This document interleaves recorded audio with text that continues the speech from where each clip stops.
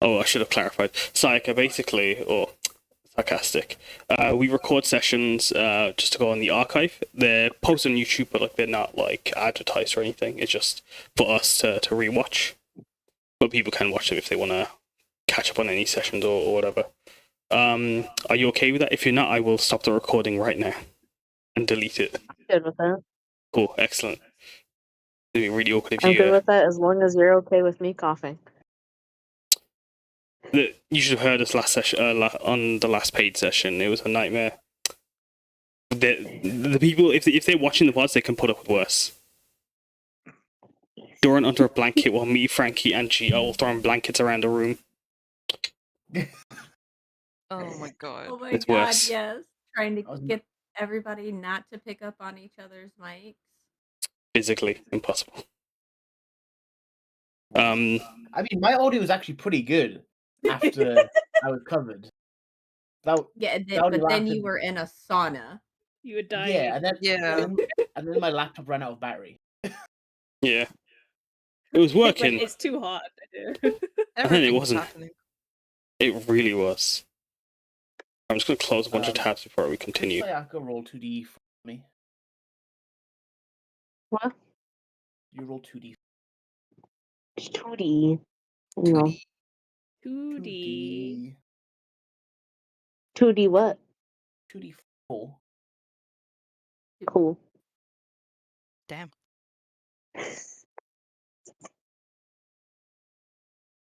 Damn, you have Damn. 75 gold. 75 gold. That force exploding. Nice. It's not actually. Actually, that'd be pretty neat. Exploding dice on your starting gold. Actually, That would really be like that. fun as heck. Me, who always forgets to do starting gold, apart from the stuff it gives you in your background. Literally me as well. Most they didn't do starting gold. I didn't know you get that as well. Just let me Yeah. turn up as a broke bitch. I'm just broke. I'm just broke, And you know what? If I turned up as a broke bitch, that would be, On brand. canon. Yeah, on brand to Sayaka. Mm-hmm. Ooh, piece of candy. Ooh, piece of candy. She's just picking up sea glass. Beats it. Dies. 70 pieces of sea glass. Right, I'm going to ask everyone to... I'm going to put some music on, and then I'm going to ask you guys to describe yourselves. As we're going to go down the list, starting from G. Frankie, could you please describe yourself? Or describe Piyar, and are you taking a role at Tajima? And how are you feeling as you've been told that you're going to go to the Minagura beach to go find some Suiko?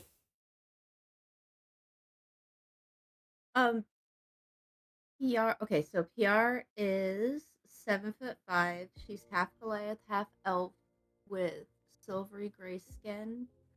She has hair. I thought she was that's bald. all the way down. I put pictures. Sorry. Her braids are like all the way down to her thighs. She has tattoos that line like the outsides of her arms, down her sides. Like on the picture of her at the beach, and all of her braids are varied. They all have different like combinations of like 3-strand, 2-strand, and like 5-strand braids, and there's like different patterns of beads on each one, different trinkets. And at the very bottom of her black braids, you'll see like about a foot or so of where the black of her hair has like faded into ombre of like snow white at the tips. All of her tattoos look like they have starlight inside of the inky blackness of them, and they shimmer. And and she has dark green opalescent eyes. Is there anything else that changed about her? No, that's it. She's very happy. She's very very bubbly and very much easily excitable. And yeah, no, she's happy to go over to the beach. Excellent. She's like, let's do this. Let's get this taken care of. What about you, Kumari? How are you feeling?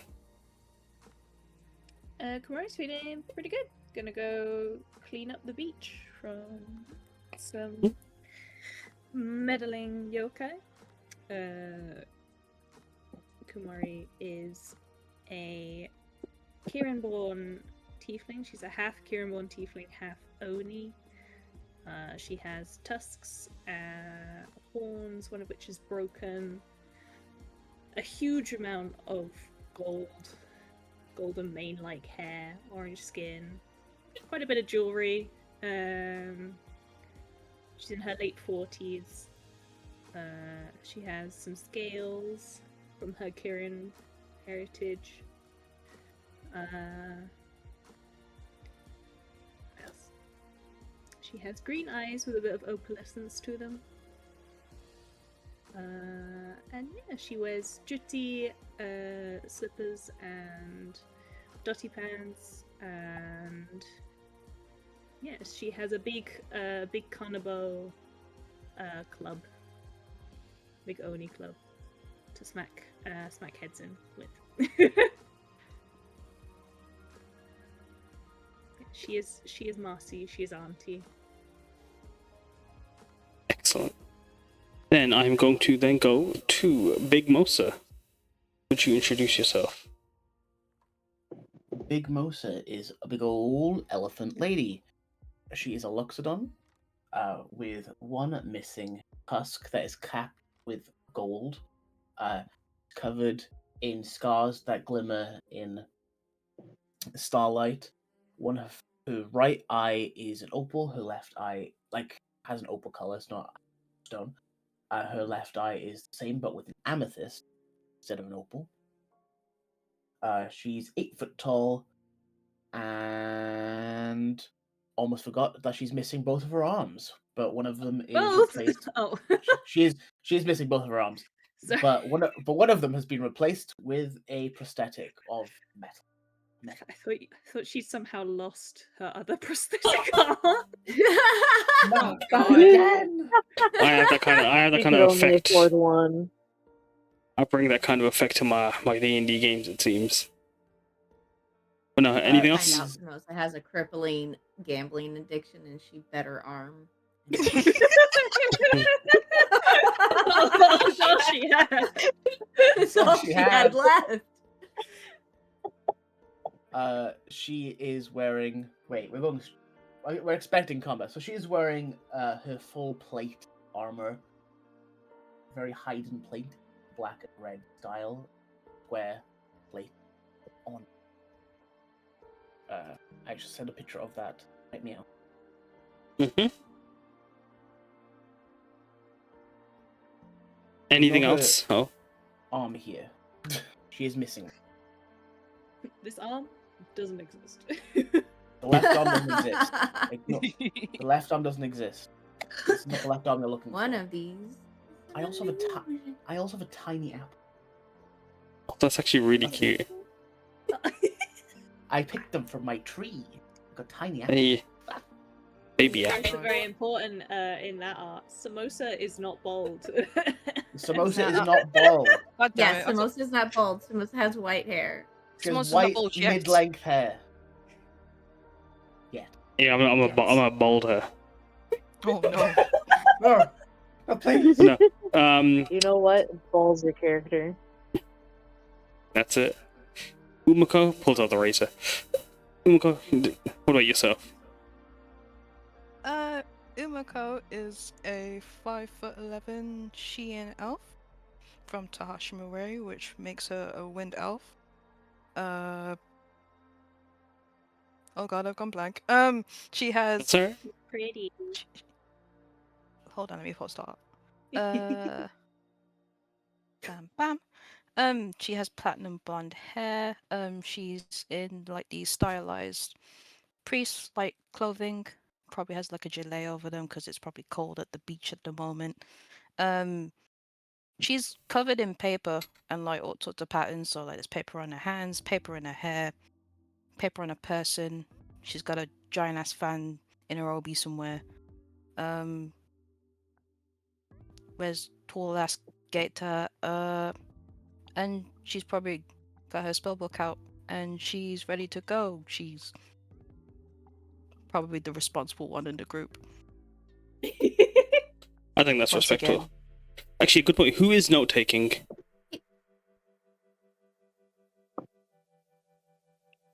I can note take. I have my iPad right here. Then who is leading? Well, Umeko's the fucking responsible one, apparently. Exactly. You guys- I can lead if you want. Fine, I'll lead. And then who is a map maker? You'll need one for this one. I believe Sarcastic Ace volunteered to make the map. Yes, Excellent. Perfect. if you're okay with a bad map. Girly, I'm happy for any. Also, ace representation. Let's fucking go. I got an ace flag right there. I'd like to know. Yes, if I refer to you as girly, it's gender neutral when I say it. Just like- everyone is a girly, but no. Umeko, you ready to go on the beach? Well, yes, sir. Yes, sir. It is now your turn, Sayaka. Please introduce your character. Let me sit back down. So Sayaka is very small. She's very short, about 2.5 feet. She is a Bookeran Farbald. Please kick me if I ever pronounce things wrong. worries. And she has quite long hair, which she probably grew out after the balding curse, which she barely noticed happening in her town. Because, shiny things. And she's wearing, she is in a blue-green that kind of matches her eyes, and on this quest, she doesn't know what's happening. She might not have even read it. She might Yeah. have just seen the title and said, "Oh, looks good enough for me," and signed up. They saw beach and they said yes. And then Yes. lastly, what about you, Gladdron? Gladdron is a 7-foot-tall dragonborn. He is shiny and gold all over, and he has a pair of white pants. Actually, he swapped it around for some darker pants this time around. Mhm. He has got a prehensile tail swishing behind him. He's a pretty intense guy, mildly abrasive at times, and he likes to burn things. That's Gladdron. Excellent. And as you guys are taking an NPC with you, you have MWAC. As you guys were having your debriefing from CJ, as he explains, Haruki Eos has organized a plan where to help clean up the mess that the Churel have left Tajima in, and the aftermath. Groups have been sent out, volunteered groups, and or groups have been drawn from a hat, basically. MWork's hat in particular, have been organized to just go and do odd jobs around the local area to just keep Tajima safe and safe in all its ways. And as you guys are making your way, you guys are being led by a small little rotund fella, a rotund orb, perfectly circular, covered in golden filigree like that of Mendi, floral Mendi motif around their chassis. As you can see, several compartment slots on the around their sides. Their arms, metal twigs that are held on hinges, with door-like hinge for handles and feet. Within those hands of his, he wields a giant revolver, almost as big as him. as a 6-chamber revolver, covered in a similar ornate filigree of gold, but like his chassis, both are salt steel with a few little encrustings of gems here and there. I'm just gonna put the Sayaka art up because we haven't shared that yet on stream. If you're okay with that.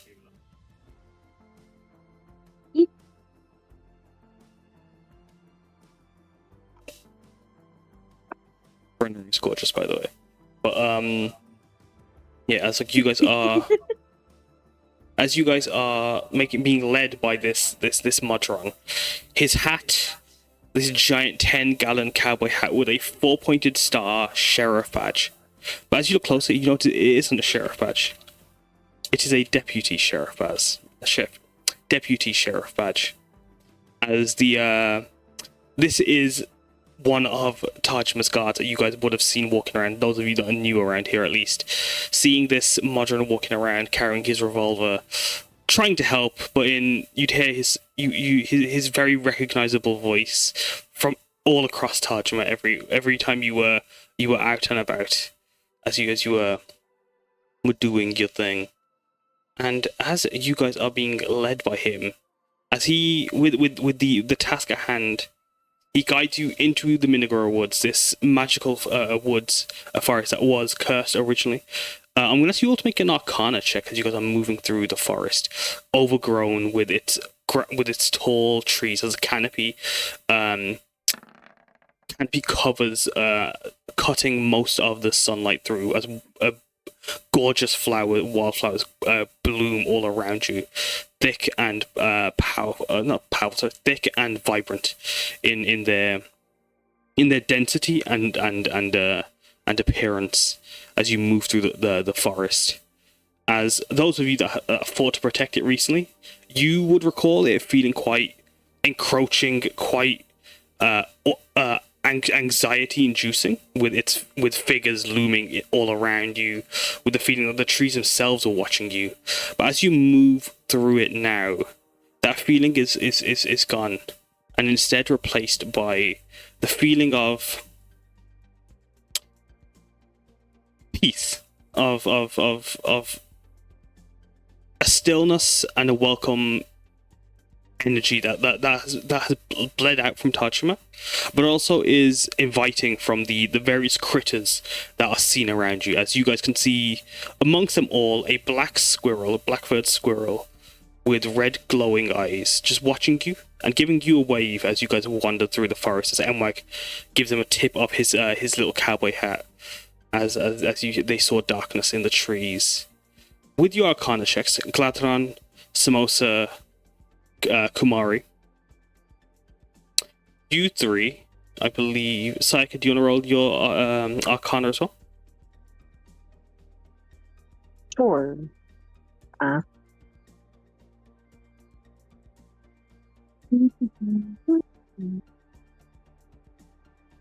7. Natori, Gladdron, Samosa, and Kumari. You three in particular can feel the magic in the air is very strong. Those of you that have read the report are aware that it was magically imbued with the wish of a god to regrow to its to an even stronger state than it was before it was originally burnt down. But you could feel the energy in the air, just the magical aura radiating around you. As I'm going to go down the list, how are you guys feeling as you guys are moving along? What's your mindset as you guys are moving through? So I'm going to start with specifically the folks that fought in the Churel siege at least. Kumari, how are you feeling as you sense the magic around you, the change in atmosphere, but also the what's it called?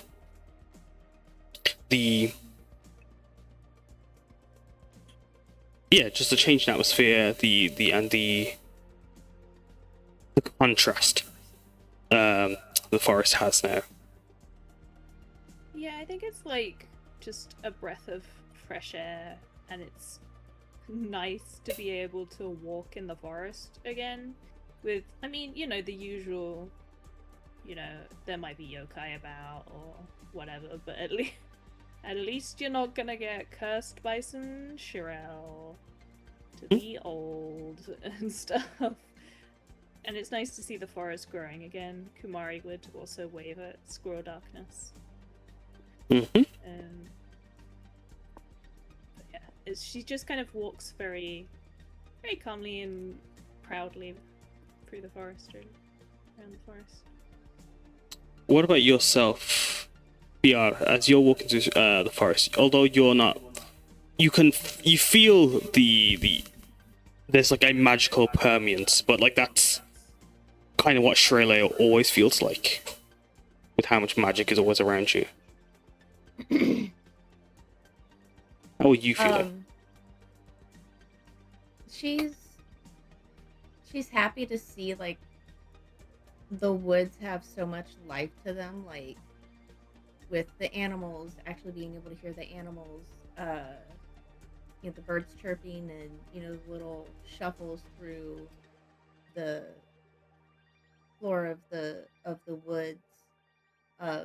Although there are some times where she's just like, ugh, like there's just a shiver of like What was like everything, but like of how it once was, and it's kind of like, ugh, but at the same time, it just lasts for like a brief second every now and then. But otherwise, she's good. Yeah. What about you, Umeko? As like you might reflect back on your ascension as you walk through the forest. What are you feeling? I think exactly that's what happened. She thinks about everything that happened, and part of her's glad it's over, part of her's glad that the forest is thriving again, and she probably gives a quick bow to Darkness, just to say hi. But I think she's just taking it in, and just like fully appreciating nature for what it is. Mm-hmm. What about yourself, Samosa? I think Samosa arrived into camp where the Minagura woods were off limits. It was too dangerous. So she's very much still on edge, even though the threat is mostly gone.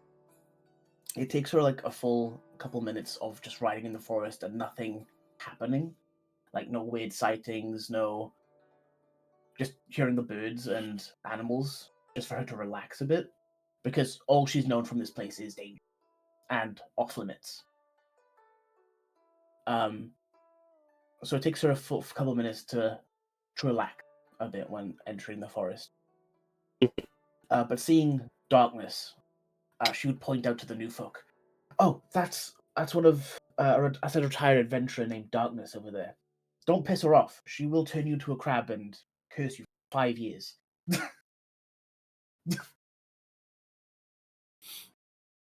Raised eyebrow. Oh yeah. Does Piyar even know who Darkness is? You should have met. I'm sure you've met Darkness. Oh wait, yes, I did. I have Did you? met Darkness. No, Piyar has met Darkness. Whenever I first started playing, Piyar met Darkness. Yeah, she's an angel. She's a great person. Just don't piss her off, and she won't turn you into a crab. Yeah, legit. Gladdron and Sayaka, how do you two respond to that revelation, that threat, that looming, anxious-inducing threat? I think Gladdron is more caught up in just the variety of magically suffused areas around Tajima. First, it was wild magic touching flowers, causing them to crystallize.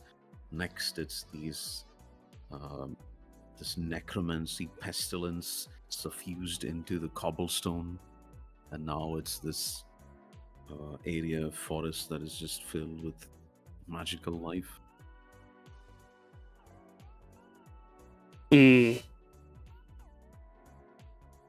Sayaka is too busy looking for shiny things. Locked in. Roll a perception. Yeah.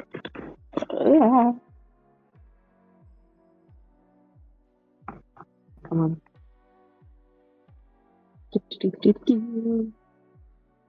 Can I read this? Yes, I can. Okay. Oh. I feel like this is going to be the rest of my rolls. With a 10, you don't find any specific trinkets, but you do find, like, there's a few flowers every now and then, like, have one or two crystalline petals as you're moving through the forest, while some of the trees even have, like, a few little streaks of crystalline sap.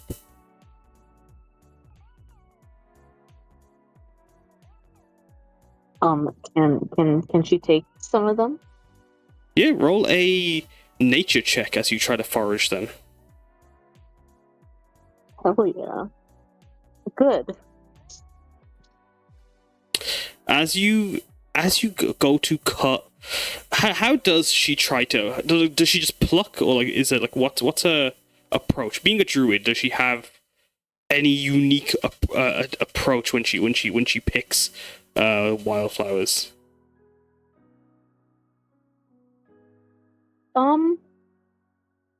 Probably not, considering she's spores. I think she just tries to gently pluck.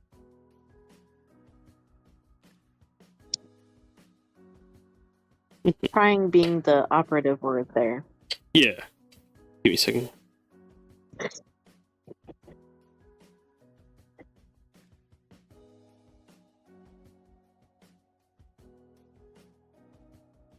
As you pluck, you all watch as Sayaka, just a bit behind you, just tugs, pulling the roots out from this one tree. As you hear a squeak from... Actually, no, you wouldn't hear a squeak from the squirrel. The squirrel doesn't mind picking up flowers. As you pull the roots from the ground, you watch as the crystalline petals burst and just glimmer and shimmer. Now roll me a D20.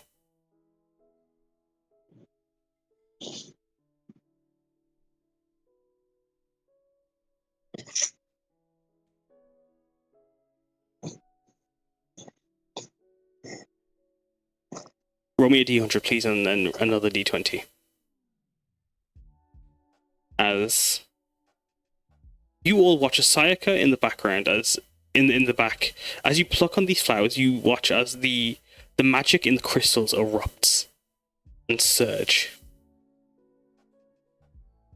As you activate some wild magic.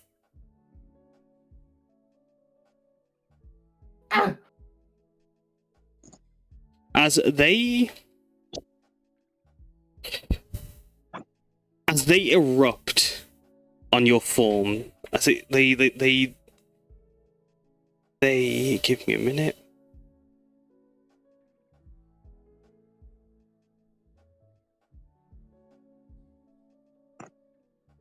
As they erupt on and onto you, it's like when you blow dandelions and like the seeds go flying outwards, but instead of going outwards, they come inwards, and this magical dust covers you. And as it covers you, you feel all grimy and just dusty, as this magical filth clings to you. The rest of you see Sayako covered in glitter, magical glitter all of a sudden that will stay on you. And as this glitter shimmers on you, it's a bit distracting. And for the as long as you are grubby, you have a -1 to your charisma score.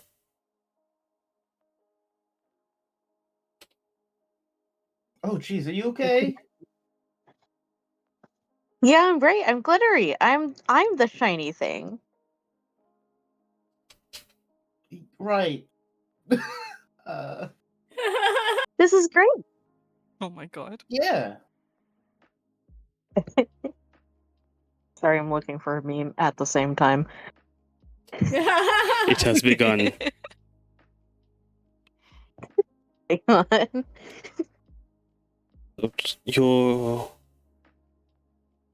Give me a second, let me just make sure.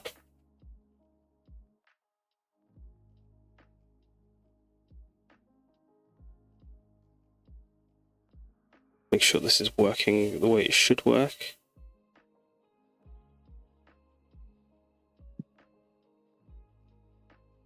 Yeah, no, sorry. As like you all turn to see Sayaka just covered in this dust all of a sudden. That's a wild magic searches. Do any of you? How do you guys respond? Do you guys try to get off her? Do you just let her?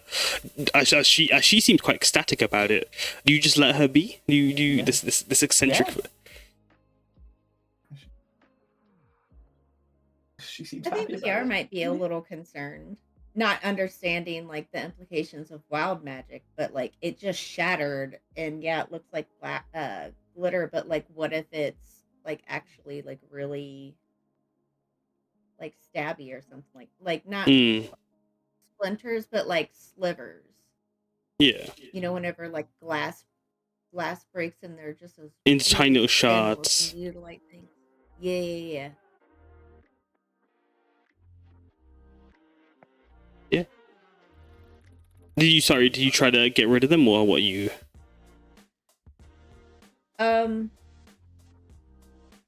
Actually, PR would ask, like, PR would look to the magic users and be like, and go, it's like, ask basically, like, is that a problem?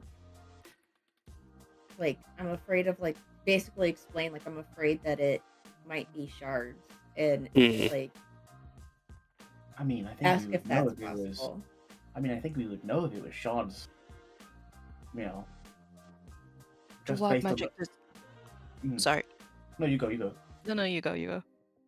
Well, just based on the speed they came out and attached to it, I think we would know if it was the penetrating. True. Okay.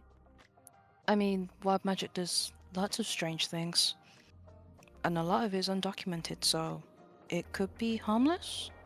Can I try and prestidigitate like part of Sayaka's clothing just to check that we can remove it? Yeah. What's your precipitation look like as? Sayaka. Go on, sorry? Sayaka won't resist, so I mean, she's gonna ask for your permission regardless, just to test. Because like it'd be weird if she just did it without asking you if it's okay. just comes up behind Sayaka and just adjusts clothes.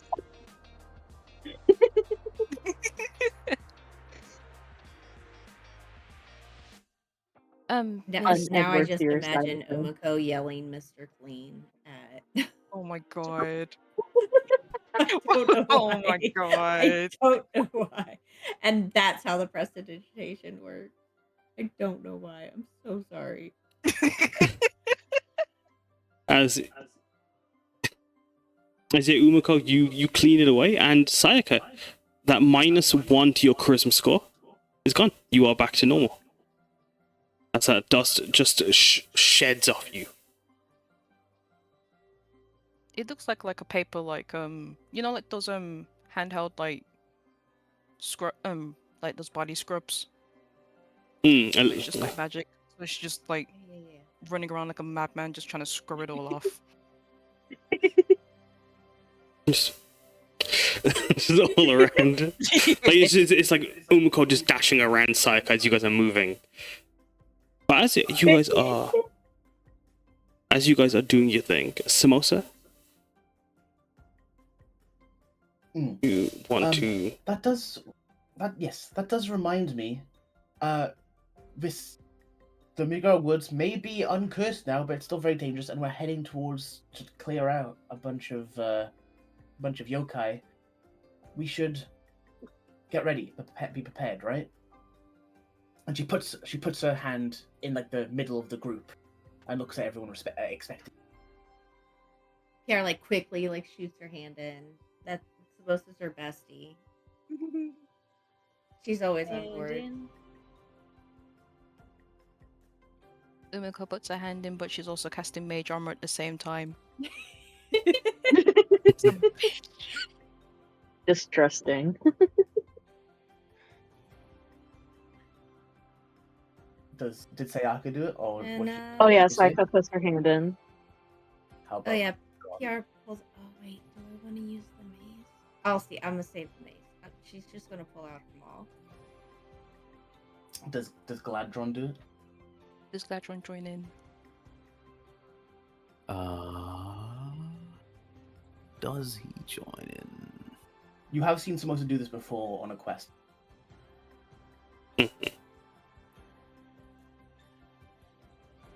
Sure.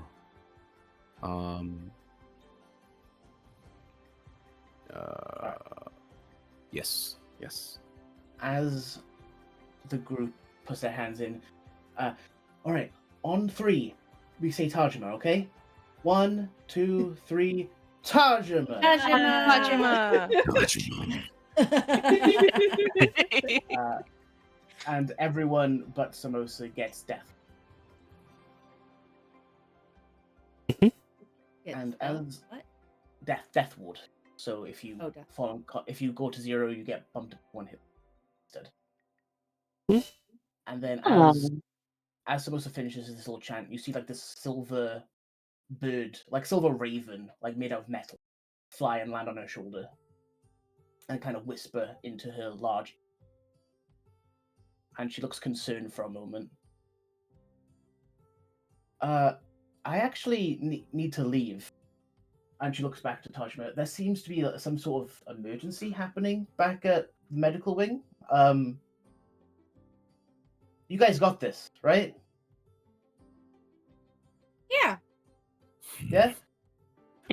Fine. Jesus Christ. Don't worry about us, Mr. Mossett. I'm sure Haruki has got something. In the interim, you head back.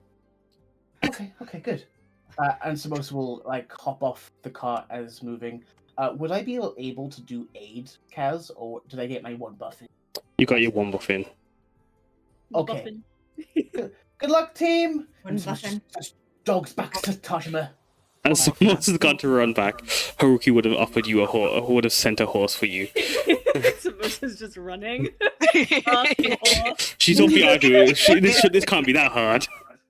Yeah, she saw Piyar keep up with or pass the horse. But as Samosa's gone, M-Wag in the wagon with you guys puts his hand forward. For Tajima. I'll put Yeah. put one finger on top of M-Wag's. We'll do it again for M-Wag. Alright. Just one little. One little finger. Alright, everyone put your hands. Good luck, team. Because he completely looked out the window, missing Samosa. He was too distracted at looking at the windows. Put his little Gladdron looks on in confusion as he says, "But the ritual, it is over." No, well, this is a different ritual. This is my ritual. I do this after all quests. This is the start of a quest. I mean, I mean at the start of the quest, and where implores. He squeaks at you. Fine. Let's go. Puts his hand. It's like he's like looking up at you guys, he has like stand on a bunch of pillows to do this. He's balanced on on Haruki's beanbags. He's practiced, and as he does so, the boss. For the boss. For the boss. For the boss. And he looks at Gladdron.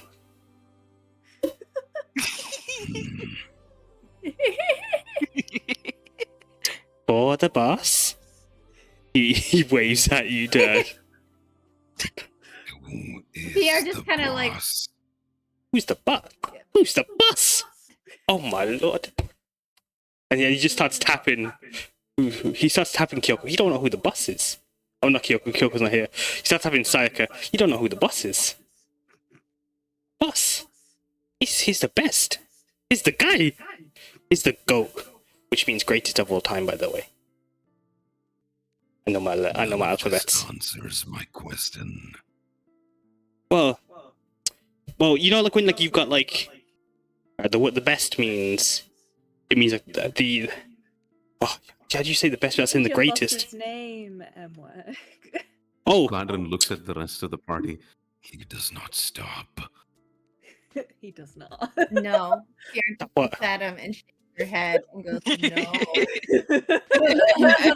Whoa.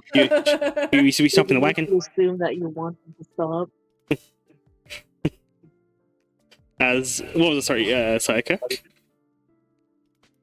All of you to assume that we want him to stop. As he's like, I mean, with the bus. Alright, so he pulls out a scrunkled piece of paper. He opens up a hatch on his side, pulls out this balled up piece of paper that's like folded in on itself but scrunched tiny. So he unfolds it, folds it out, unscrunches it again, and he hands you this piece of paper. Let's give me a moment. Let me get this piece of paper. He takes it. Oh no, where the fuck? Scrunches it, unscrunches it. Where the fuck is it? Yes. Oh no. I should add it to his NPC sheet. I found it. Me draws it again. I drew it again, guys. Give me a second. I need to post it here. As he hands you his family tree.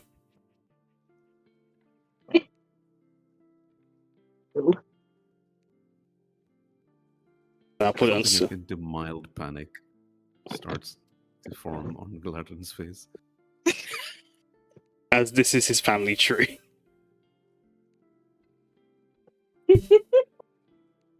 Let me put it in.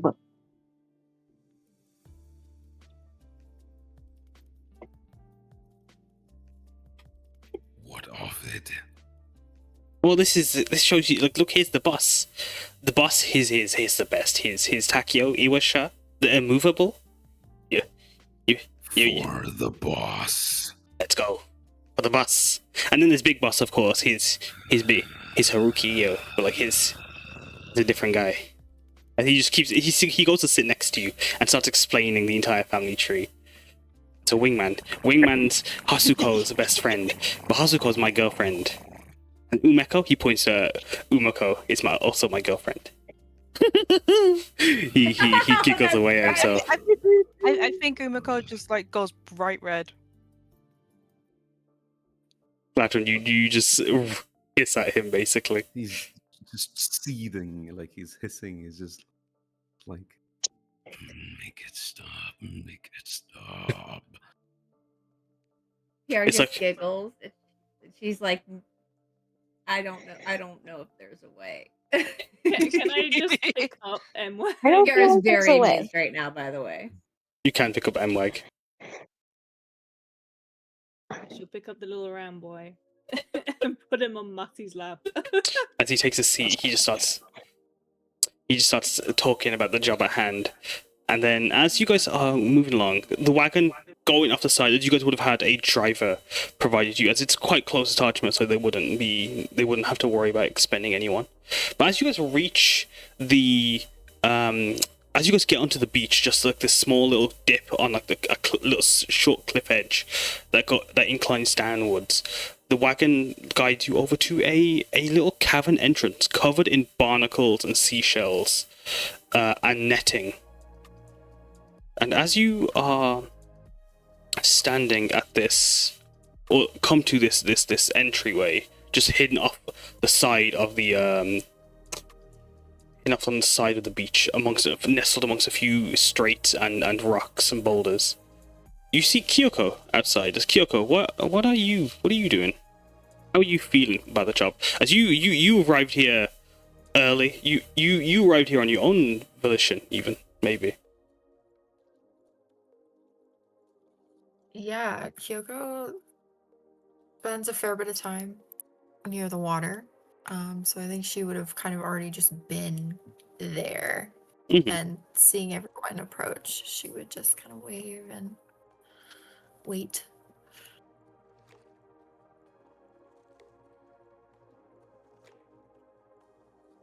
You have your sixth member join you as Samosa had just left.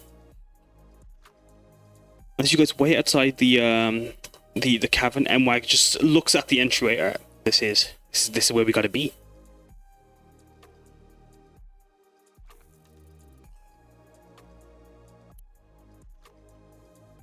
As a group leader, how do you guys want to? Are you guys just going straight in? Is there a plan? What are you guys doing? You guys have reached here roughly about midday.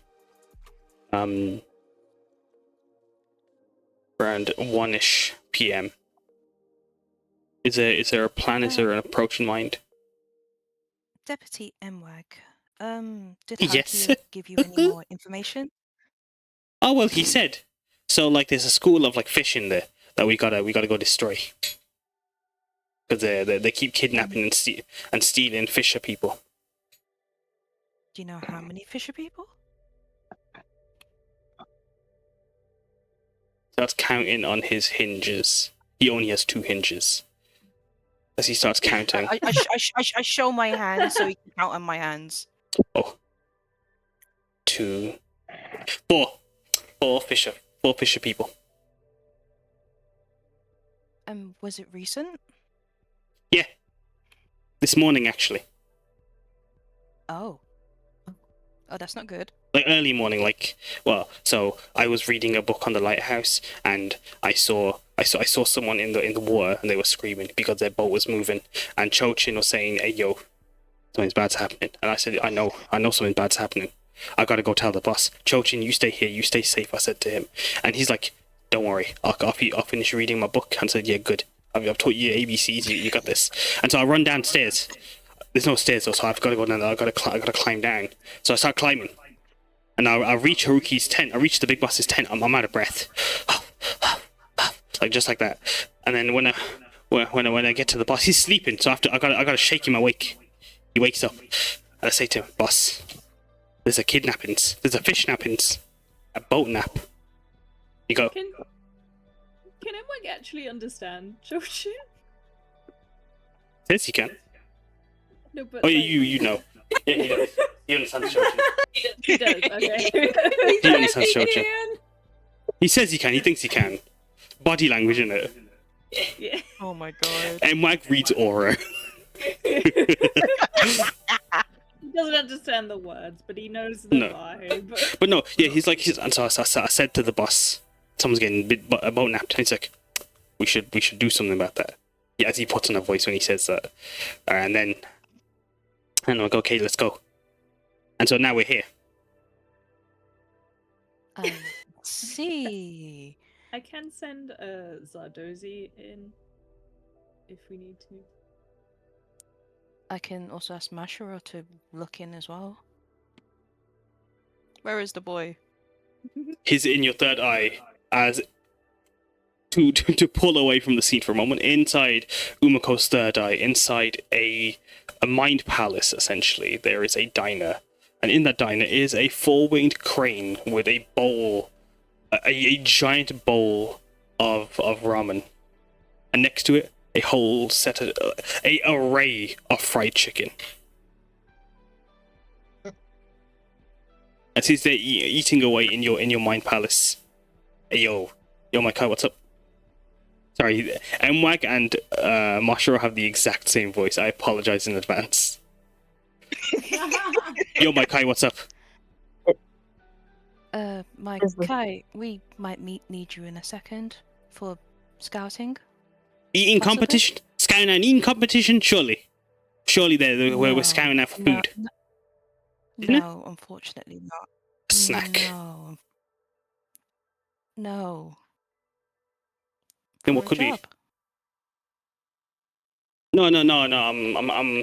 I'm happily unemployed. What? I'm happily unemployed, my Kai. I enjoy just. No. I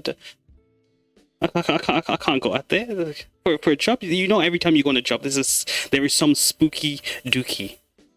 Always some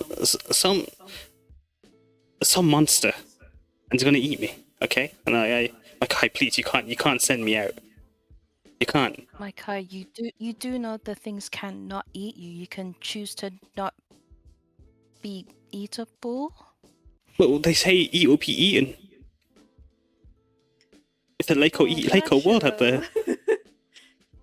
Kumari would just look at Umeko, who's, I assume, speaking in her mind, but obviously Mashra hasn't come out. She's trying to give like a dead face, but like you can see she's getting exasperated. So Kumari would just stand next to Umeko and be like, "Oh, Mashro, but Zardozi needs your help so much." Masila, I don't think that's gonna help. Well, tell you, Mussy.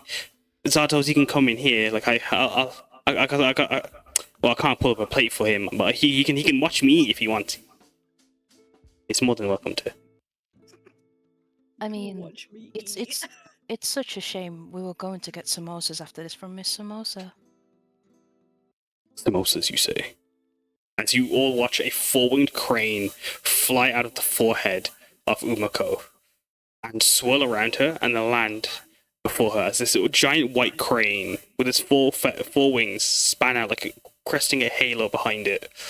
As on its where it stood, I would be a red drop of like a Sindor, like vermilion, has been placed in between his two eyes as these long feathered eyes just stare at Umeko, point me in the direction of this good job. Well, we have to sort out what the plan is first, and then she's just going to turn to the rest of the group. And then samosas after. Yes, samosas afterwards. Excellent. Point me in the direction of this plan, and I shall go ahead. As he waits patiently for the plan. As Mwag also waits patiently for the plan.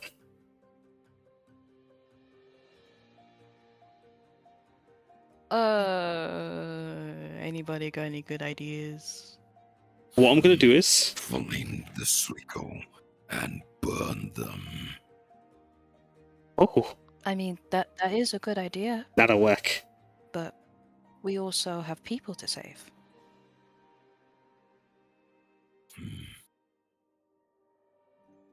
Find them too. If needed, I could also scout ahead. Maybe try to locate those who've been taken.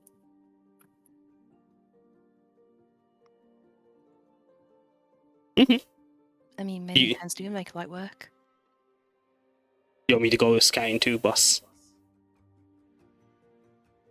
He doesn't call you boss, or I'm gonna correct him. He does not call you boss. You want me to go scouting? Sorry. Sorry, And a promotion? that was an out of character moment for a second.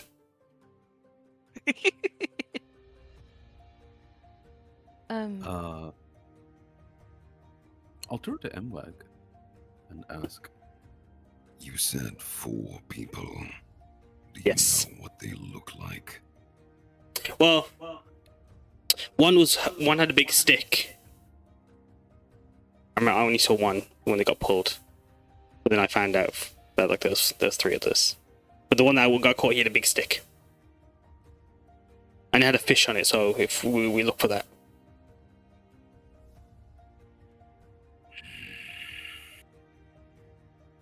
And Roll a persuasion check.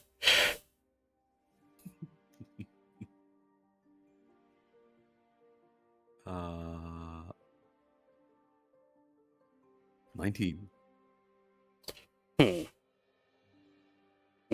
As you ask Anne, he just sits down in the sand for a bit and just starts drawing a man with a twig. Alright, they got a stick to cast a fish. Some sort of rod. Some rod to do fishing with. And I think he had big horns.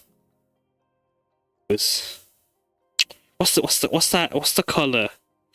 He starts pointing at Umeko. What's that colour? As he points to something purple on your outfit. Purple? Purple. Alright, he was purple tiefling, horns. And he had some clothes on. His boat wasn't big, it was a small one, so I had little boat. Baby boat, as she gestures with his little hinges. good. That makes 1. Now for the other 3. Gonna have to keep our peepers out for those other three then, I think. Right. As he looks at you with his one singular eye.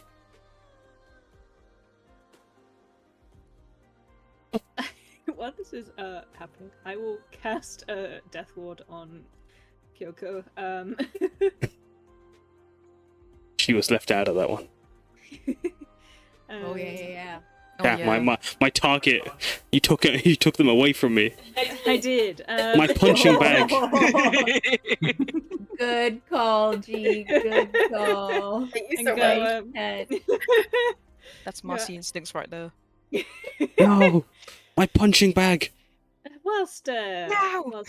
little Mwag here tries to explain, maybe yourself, Masho, and I can send Zardozi as well, can go and scout ahead. Yeah, I probably shouldn't take my big ass in there. But yeah. I was about to be like, do. So what I'm gonna do I is, trust Piyar. She's got Plant this. myself right. be honest, what's up? I'm gonna ask you guys then, if Oh I, shit! What up, Banoi? Ooh, Yeah, but- before I forget and before you, if I can squeeze in one thing. I'd like to cast Pass Without a Trace on the entire party. Here we go.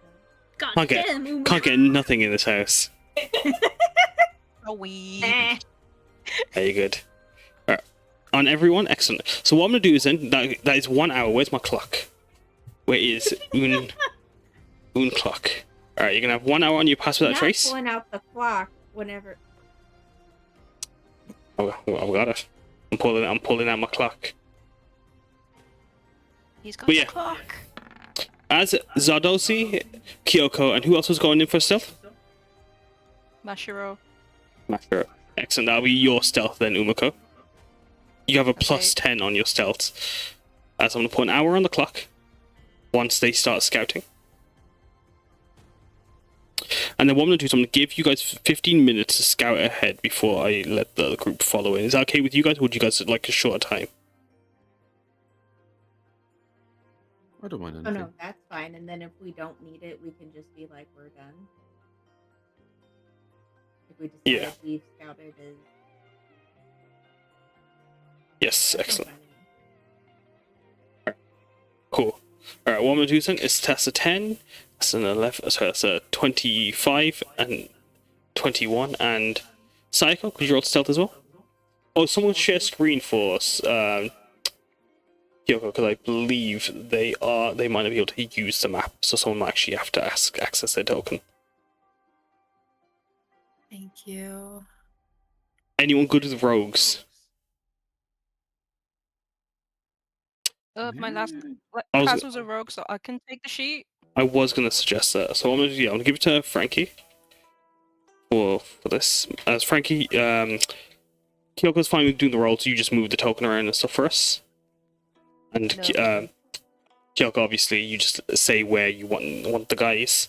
But yeah, as you guys are beginning, or as with your stealth roll, that stealth for me, Kyoko. As you guys group a stealth check, I'm gonna group it up for you guys if that's okay with you. Once Kyoko has rolled this, and I'll start the timer. I'll just move the token Damn. in front to for the stealth. I didn't add the plus 10 to that. Don't you worry, I've already added it for you. As you guys have got Okay. a 24. Nothing seeing you. Your 15-minute stealth has started. Oh my god, and there's 3 passageways. Wow. Wow. Wow. Wow. So do you guys want to go separately, or do you guys want to go? Are you guys going together? Out of curiosity. I mean, Zardozi cannot talk, so. As you enter this cavern, the sand turning to stone as they go down on steps, as barnacle and shell-encrusted walls are all around you. Boats and rigging have been latched to the stone. As you can see, crates, barrels and such just like cluttered, broken all around you. A low shallow pool shimmers with debris underneath it, as you hear the waves outside coming and going.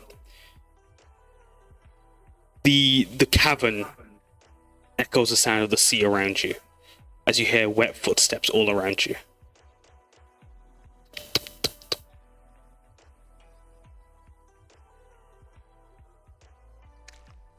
Could I maybe roll like an investigation check to see if I could find anything, any clues as to what direction would be the best way to go? Yeah, of course. Yeah, roll that investigation. Zardozi, you're flying, aren't you? Yeah. Never mind.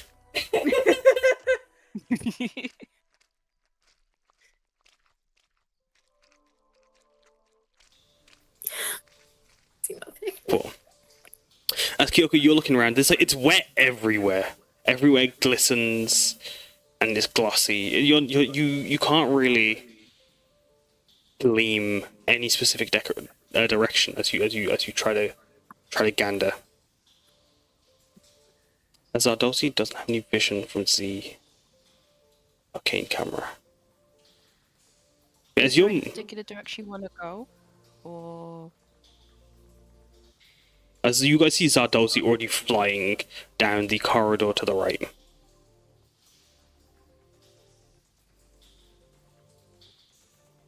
You guys want to go down that direction with Zardozi? Zardozi. Yeah. You can stop there and I'll describe what you see in a second. I'll move Kyoko over here with Zardozi. Oh shit, I'm so sorry, I didn't put Mashro down. Just said Mashro was there. My son.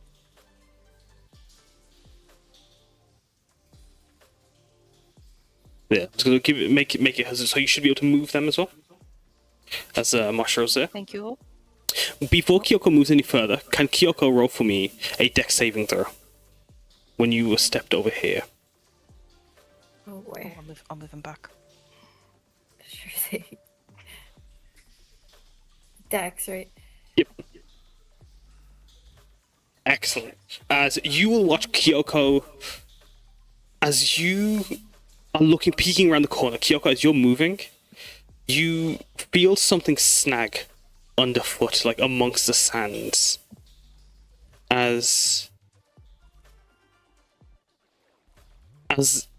this rope tugs, as you hear the rocks to your left loosening, and the sound of rope tightening, as instinctively you rush. Are you rushing forward or rushing backwards, Pick? Forward. As you rush forward into the puddle, into the shallows before you, you watch as you turn behind you. You see this rigging that's latched to the wall amongst the ropes collapses and like a net slings down with it. All sorts of debris and bones and rocks came crashing down, almost as if like if you were still there, it would have pinned you down. As the rest of you guys hear the sound of that trap activating. As I'm going to put an X next to the trap that no longer is triggered.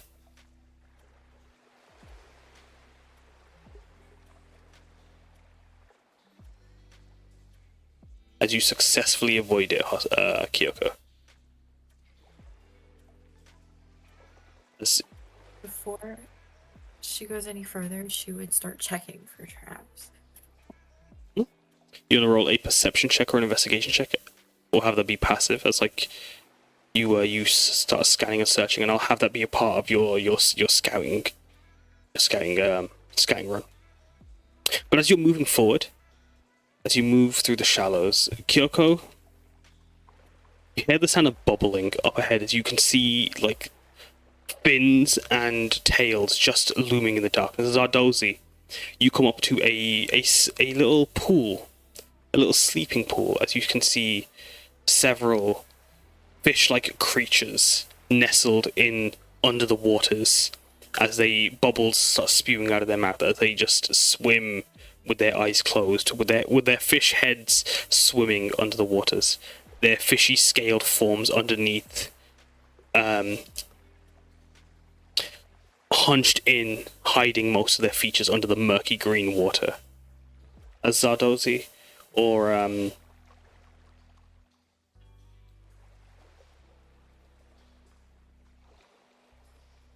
Zardozi and Mashiro and Kyoko, do you what do those three what do they do with as they can see that up ahead as Mashiro begins to quiver for a moment? He turns to Kyoko. See there's some creepy crawlies down there. Yes, I see that. We should probably try to avoid them seeing us. Like we should, I mean, like by avoiding them, we could just like leave, right? We can just go home. Probably not. We should really try to find these people. I mean, as you hear his belly grumble, but for the samosas. As he continues to go along, as Zardozi decides to fly past you, Kyoko, and go up the other corridor to the left. You guys wish to follow? As Zardozi, you're seeing several things. As Mashiro has no vision, I'm so sorry. Okay. Let me fix Mashiro's vision for you quickly. As he gets your vision. Wonky. Yeah, like it keeps him from knowing. Yeah, as like you're Zardozi and Mashiro are flying around, you can see several groups of Suiko moving around, walking, dragging all sorts of debris and nets around as they're moving amongst the stones and sands, bringing bits and bobs with them.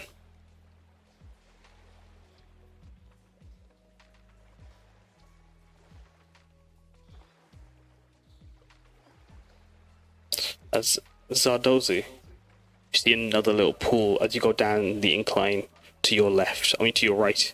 Or to your left, you can see some figures dragging someone.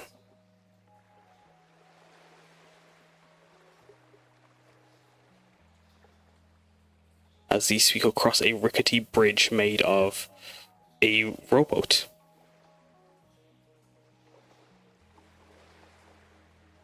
Zardozi, do you want to wait till Kyoko and Mashiro come around? Mashiro, Kyoko, do you want to... Kyoko, are you continuing going down the path you're going? Or would you like to check one of the other passages?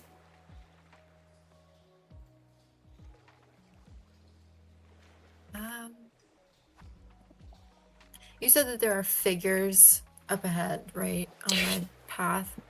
Yes, so if you look to your right, you'll see these hunched fish-like things down the incline as they are in these little pools, blowing bubbles with their mouths, their eyes closed, as like jelly sits on their fishy forms. As underneath their bodies, you can see a shadowy mass that you can't really discern much from with the due to the murkiness of the water. And you did see some waddling away to your north as well, where Mashiro just went to fly over.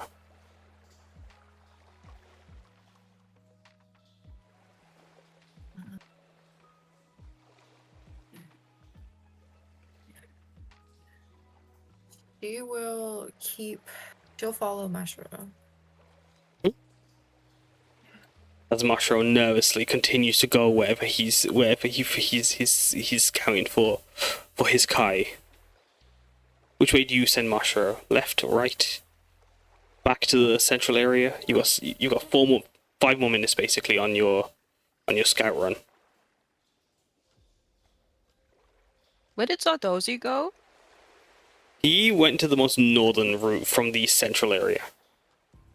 He's probably gonna go back on himself to go find Zardozi. Oh, Kyoko, also, if you want to roll perception check or investigation to keep an eye out for traps, that'll carry over throughout the session. depending on how well you roll.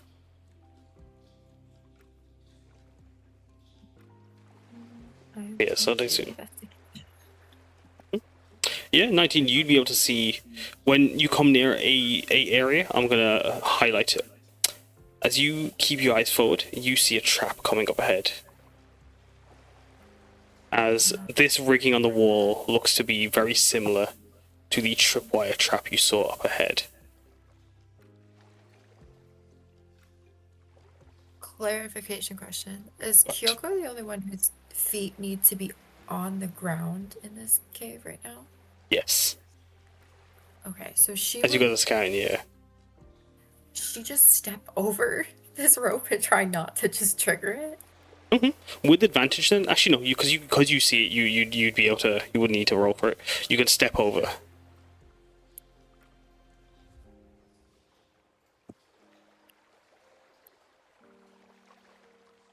As you step over, you are able to make your way across.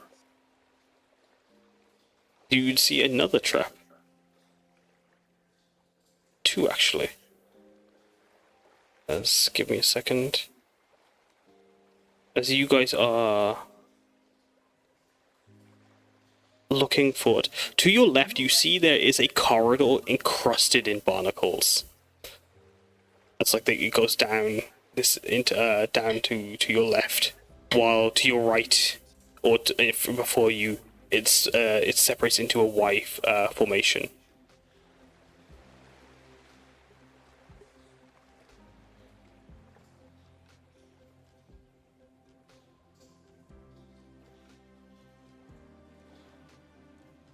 Would I be able to try and see if there's any like drag marks? Is there sand on the floor or is it stone? It's sand with like stone through it. So if you want to, well, actually, Kyuko, let me see if your vision allows you. Your vision would allow you. You can actually see, as you look down the corridor, you can see there is a woman dressed in worker attire, thick, baggy, in its form, but has been tied up in places to keep it out of the way, with rope and thread. This outfit draped over her, this very pale looking Shian elf woman is being dragged away by these fish-like creatures that waddle with two arms. Some have 3, some have 4, while others are waddling on legs of just normal humanoid 2, but others having extra limbs here and there, as across their fish-like body are these jelly sacks of water as they swirl and ripple outwards. You see these fins and fishy these scaled fins in a staccato motion. These creatures dressed in netting, in their own worker robes,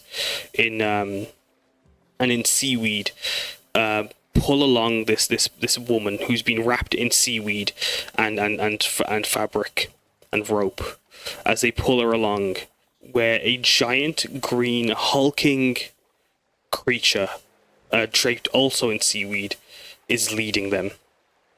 It's a rickety rowboat bridge across the shallows. As Kyuko, you guys have used up all your time scouting up ahead. Do you return back to the group, or do you call the group to you? So I think, if possible, I'd like to do 2 things. Is What? Gladdron outside? Is Gladdron what, sorry? Outside the cave. Yeah, everyone's outside, but for you, Mashiro, and Zadosi, the thread-made bird. Kyoko is gonna really hope that he has his fishy speaky on him, and she's gonna pull hers out, and she's gonna radio Gladdron, and she's going to say, "I think I see who was taken. Follow the leftmost paths," and then she's going to continue forward, trying to avoid the trap in front of her. The folks outside would hear like a voice, and like Gladdron pulls out like a fish shaped device from his pouch, and then he speaks into it. Information received. And he will look at the rest of them. I have received word from Kyuko. We must take the leftmost path. As you show your fishy speaky, and Wag looks at it. I got one of those too. I got two actually. I mean, like the big boss has got the other one, but I got one too. He exclaims excitedly. Yes. Good.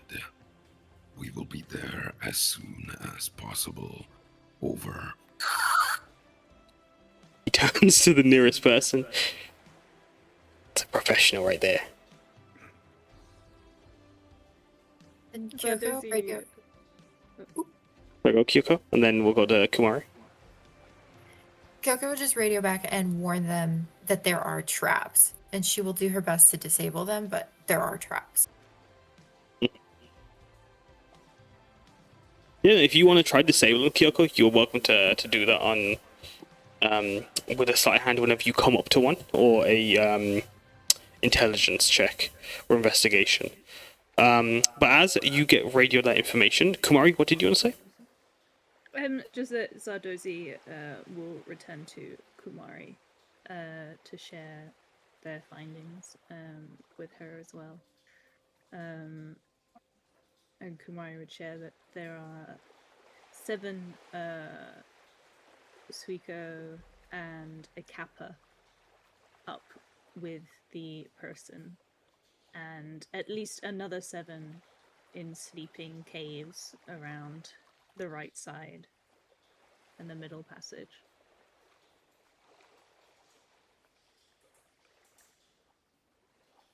That's Many it. did you say was in the middle passage? Sorry. So in the with the person that we have found trying to rescue, there's 7 Suiko and 1 Kappa, and there's another 7 sleeping in the other caves.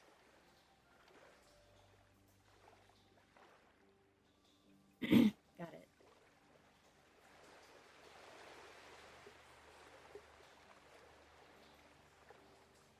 So Do I get you anything from Masher, or is he just comes doing back. his own thing?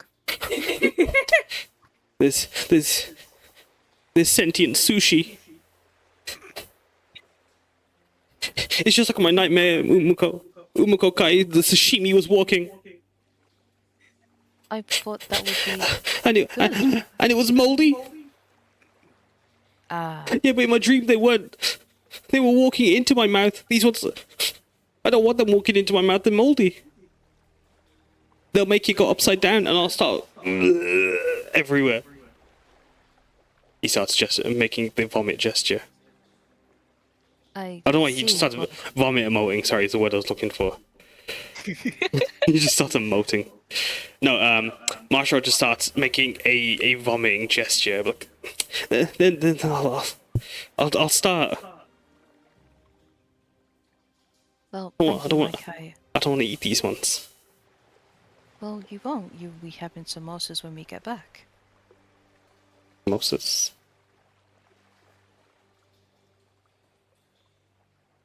You can go back to your ramen bowl now.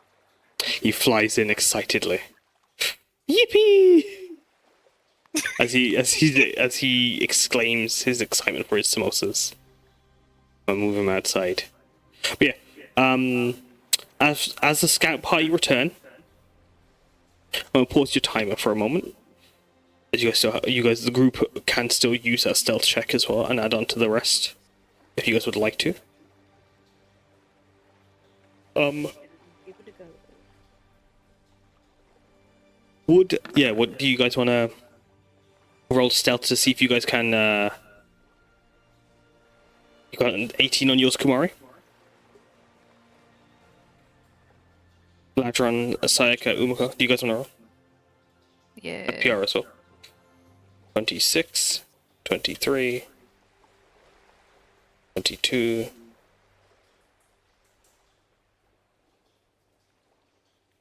as Kyoko calls you guys out and mentioning the traps, you guys can't stop before the first one, but you can go up to where she is. But bear in mind, if you don't disarm that trap, it will trigger. Will we be able to tell where the trap is? Yeah, if Kyoko tells you where it is. Okay. Can we get across this water fine? Yeah, it's shallow, so it comes up to, at most, up to your waist. Okie dokie. You know, not your waist, sorry. Yeah, your waist. My mistake. As Kyoko sees them appear, she would tell them about the first trap. Can I try disarming it with these tools? You can. How do you use your thieves' tools to disarm him? I'm proficient with them, so I guess having a look at a way. You said it was like a tripwire? Yeah. I guess a way to quietly cut the tripwire or unhook it in some way. Yeah, like it'd be like prying the trigger. It's like you're seeing the mechanism as you watch it's very crudely built, using shells and rope and other bits of just driftwood to make this machine. You are able to, using your thieves' tools, you are able to just unsnag it. And you hear a little whip as it becomes taut, and you watch as the debris and chunks of just shrapnel basically within the rigging slink down as they are no longer being pulled tight, and that has been disarmed. Yeah. Nice. Let's go. Oh, I lie. You didn't roll. I just said you did. Say, you didn't even make me roll. What do you want me to roll? I'm gonna say sleight of hand or dexterity or intelligence. I'll give you guidance. Nat 20. You don't need it, never mind. No worries. I'm gonna allow you to disarm the next trap for free as well. With a nat 20. My first time using my thieves' tools. Nice. Can I disarm this one? You can. Sorry, puts her glasses on their little Magnifying lenses. shame. Oh, Puts down the little magnifying glass she's got attached to the side of them.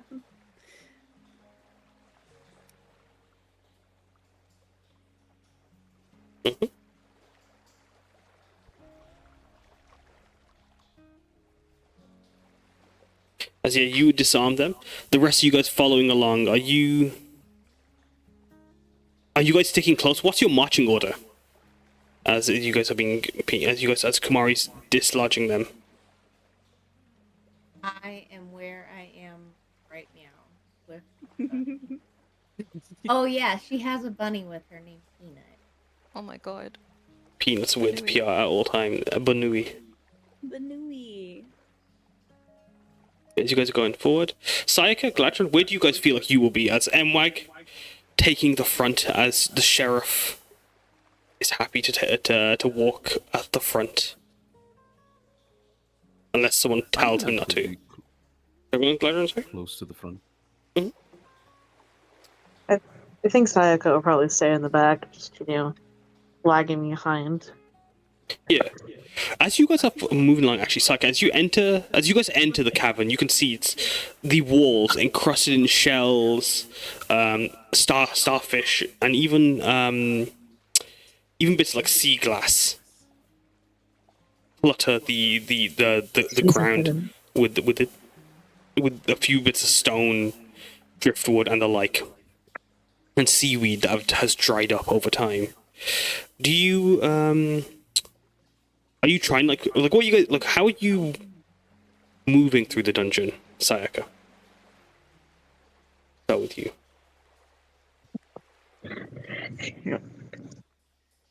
I was napping. Sayaka sees everything and is in heaven. Just walked into the Cave of Wonders. As I'm giggling maniacally.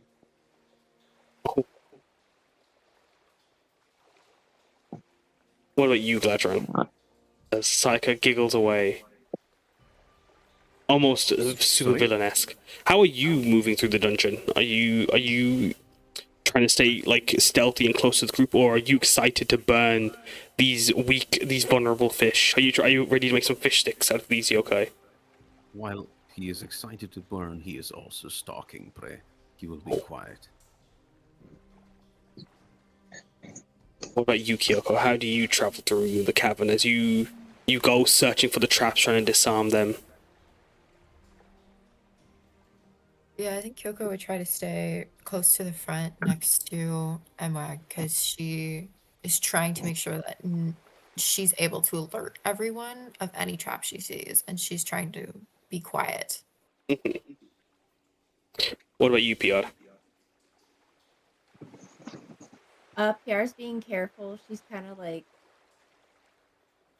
not looking around for the traps because we already have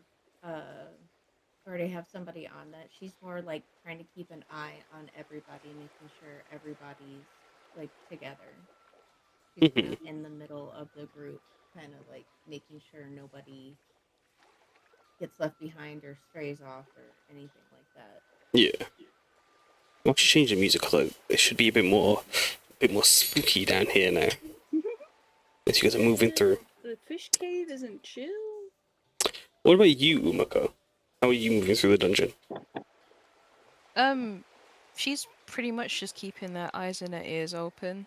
Again, like PR, just making sure nobody gets left behind, especially looking after Sayaka, making sure she doesn't get lost by more shiny things once again. But she's just making sure, she's more concerned about just making sure that everybody in the party is there and in one piece.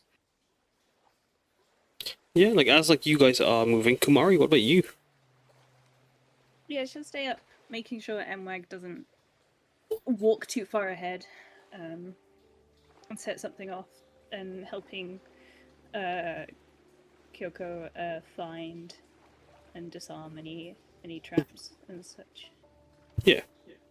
As you guys are doing that, Mwag, also in stealth mode, hat low to the ground, they're skulking forward, one hand forward as they're searching and reaching for things, the other hand with the gun behind them.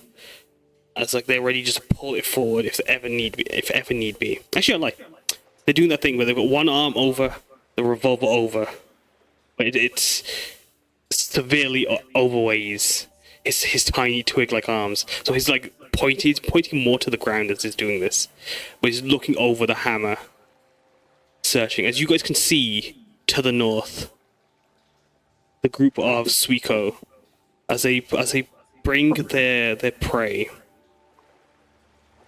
dragging them, you hear the sound of squelching as they continue to move through the cavern, bringing the kidnapped fisher person with them.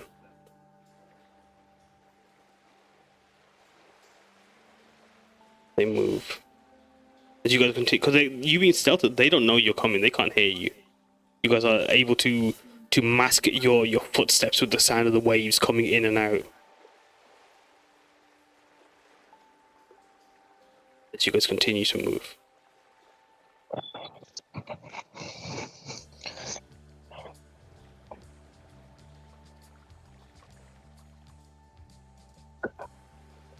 What I'm asking is, Kyoko, if you want to roll me to keep looking for traps, can you make me another investigation or perception check?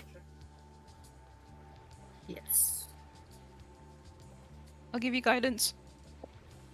Get a D4 on that if you want to use it. It's a D8. Oh, never mind. I forget your boon. Yeah.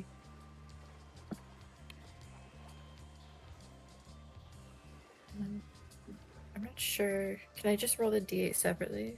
Yeah, if that's it. That's okay. I'm not sure how it works on phone either, to be fair.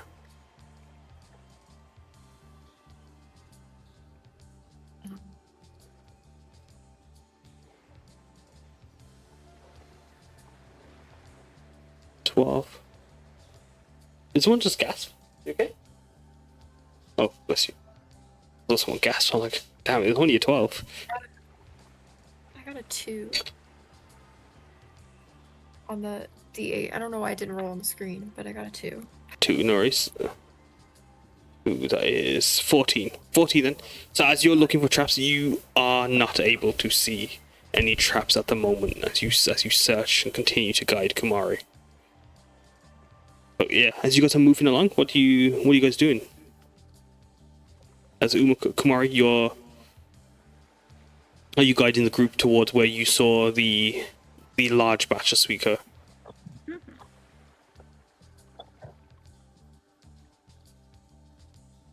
You guys wish to follow the auntie, or do you guys wish to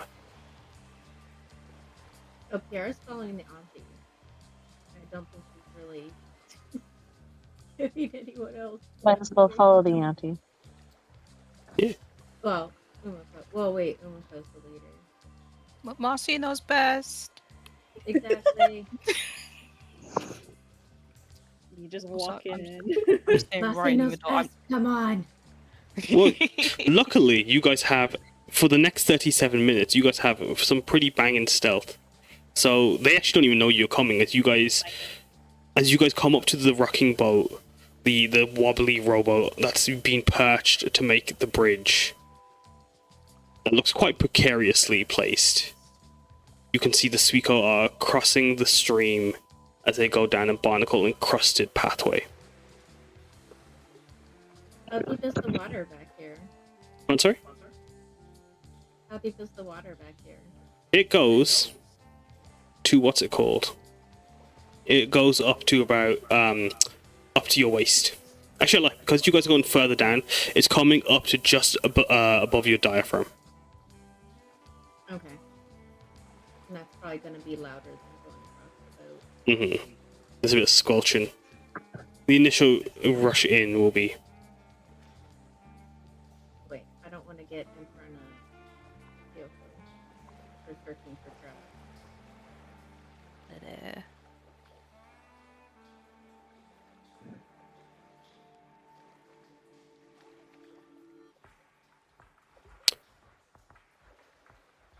Is this the group with the copper or?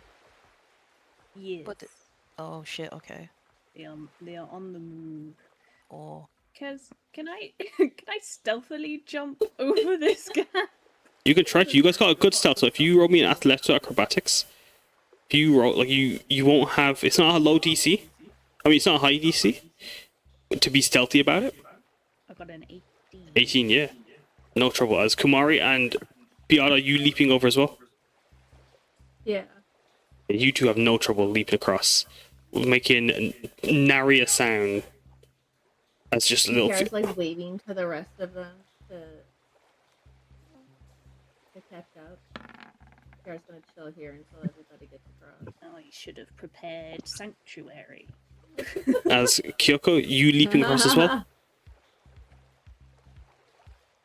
Yes, Kyuko also leaps across. 21, no trouble as you flip over. Umeko, how you going? As you can see, Mwag's opening up his compartments and starts blowing up some armbands. I'm gonna pick up Mwag and I'm gonna misty step.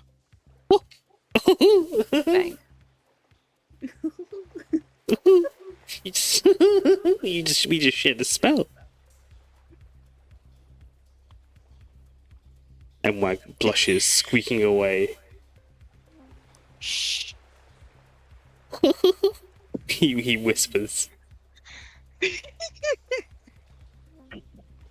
As Sayaka, are you leaping across, or how do you try to come across, or what do you do? I think she may try to crawl across.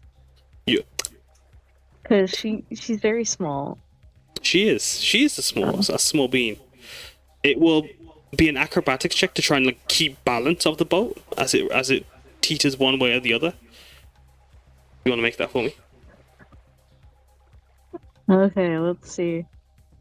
18. Oh, thank God. No trouble. It's like, how do you crawl into it and just kind of just scooch? Yeah. She just kind of scooches. Scooching along, no trouble. Perfect. And what about yourself, Gladdron? Whereabouts are you going? How are you getting across? Can I can't simply step over? Oh no, not this. This is what they're trying to cross over. They've leapt across the boat, but the boat rocks back and forth, and they're trying to be quiet as the yokai are on the move. He just extends his leg. How wide? Extend. It's, Sorry. it's roughly about 10 feet across. Everyone's been leaping across. Lightly, like, just dip into the water and then come back out here. Yeah, like it comes up to your diaphragm when you drop in to this water here. You can drop it in quietly. Well, not drop it, like kind of just sink in. Yeah. Pull yourself through. It's Yeah. just gonna sink in. And What I'm then going to say sink is, back out over here. for me, roll a stealth check.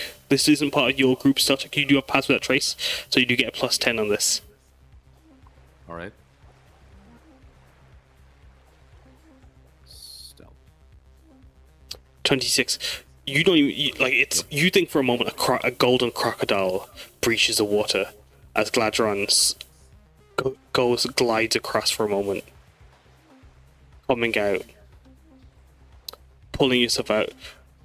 Even the drops of water evaporate before they leave your scales. The faintest of hisses. You pull yourself free.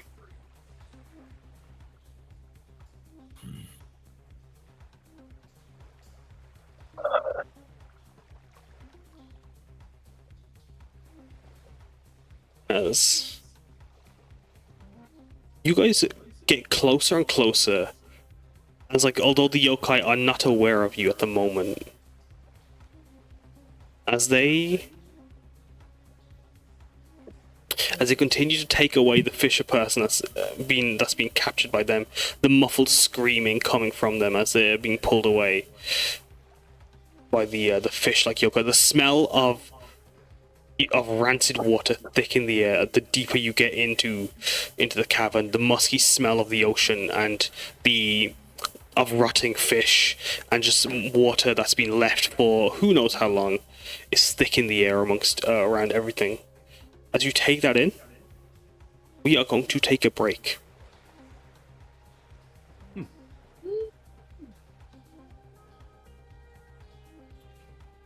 And we're going to come back in about 15 minutes. Pause that pass without a trace. That does pause your pass without trace, don't you worry.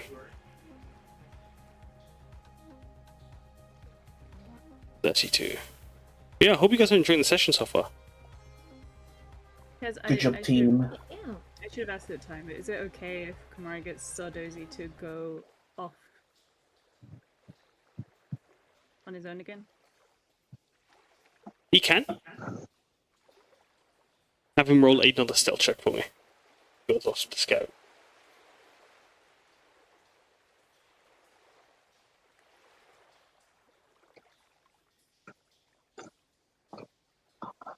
Is that with the pass without trace, or?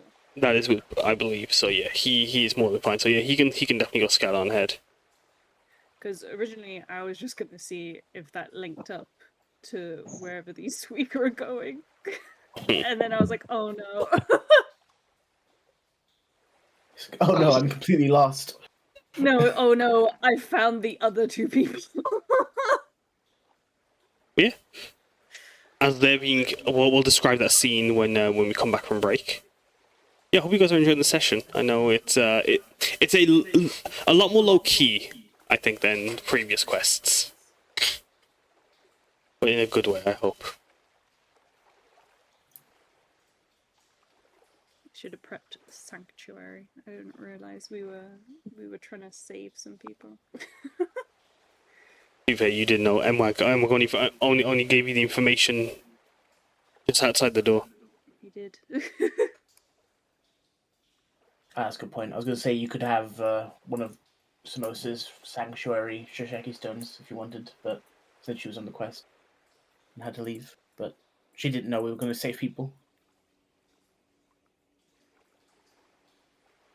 I forgot it was on my spells, to be fair. It's right down the bottom. Goated spell. Yeah, I've not had to use it as of yet. But it would have been really useful today. Would have. It's true. G. I counter with, I have a beacon of hope Shiseki stone.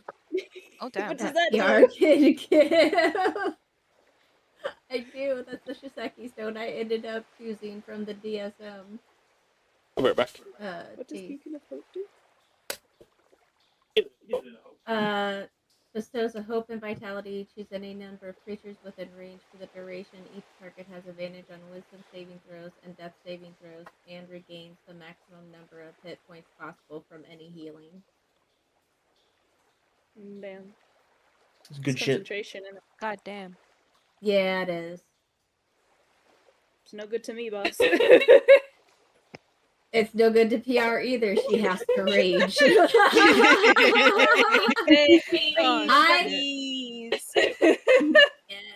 But I have it so that I can throw it to somebody who can use it. What level is Beacon of Hope again? 3rd. Okay, cool. Yeah. Is that right? Good Yeah. job, brain. Let's go. I was so confident, but also I was like, wait, am I right? I don't know. I'm how- gonna have to leave in like 40 minutes, so if I have to leave before session is over, is there somebody okay with taking over notes? Yes. I could just post mine or send mine to Kaz whenever, so if somebody whoever wants to take over for notes can just pick up where I leave.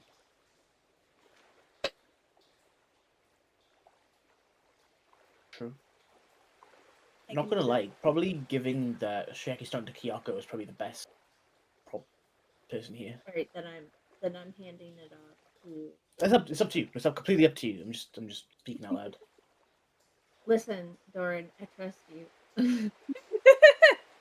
No, and it's just because- I wouldn't trust him. Until Kaz starts trying to brainstorm monsters and plans of our demise, I trust you. And then once Kaz starts doing that, I won't no longer trust you.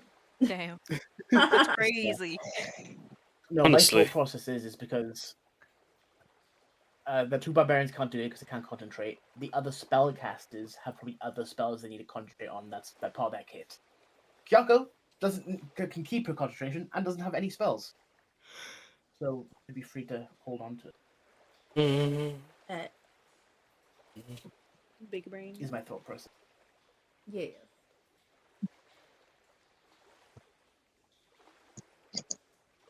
Did you want someone to take over your character if you had to leave mid-fight? Yeah. Yes. Doran, ready to hop back in. Yes. Lock back in. Ready. I mean, it doesn't have to be me. I'm not. It could be someone else in the session. But I mean, it's better for you to pop in than for one person to have to juggle 2 characters. True.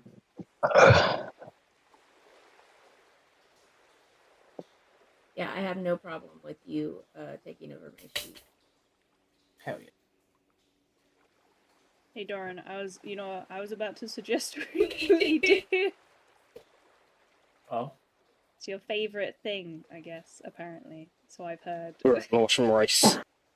Splitting the pie. Let's go! Let's fucking go!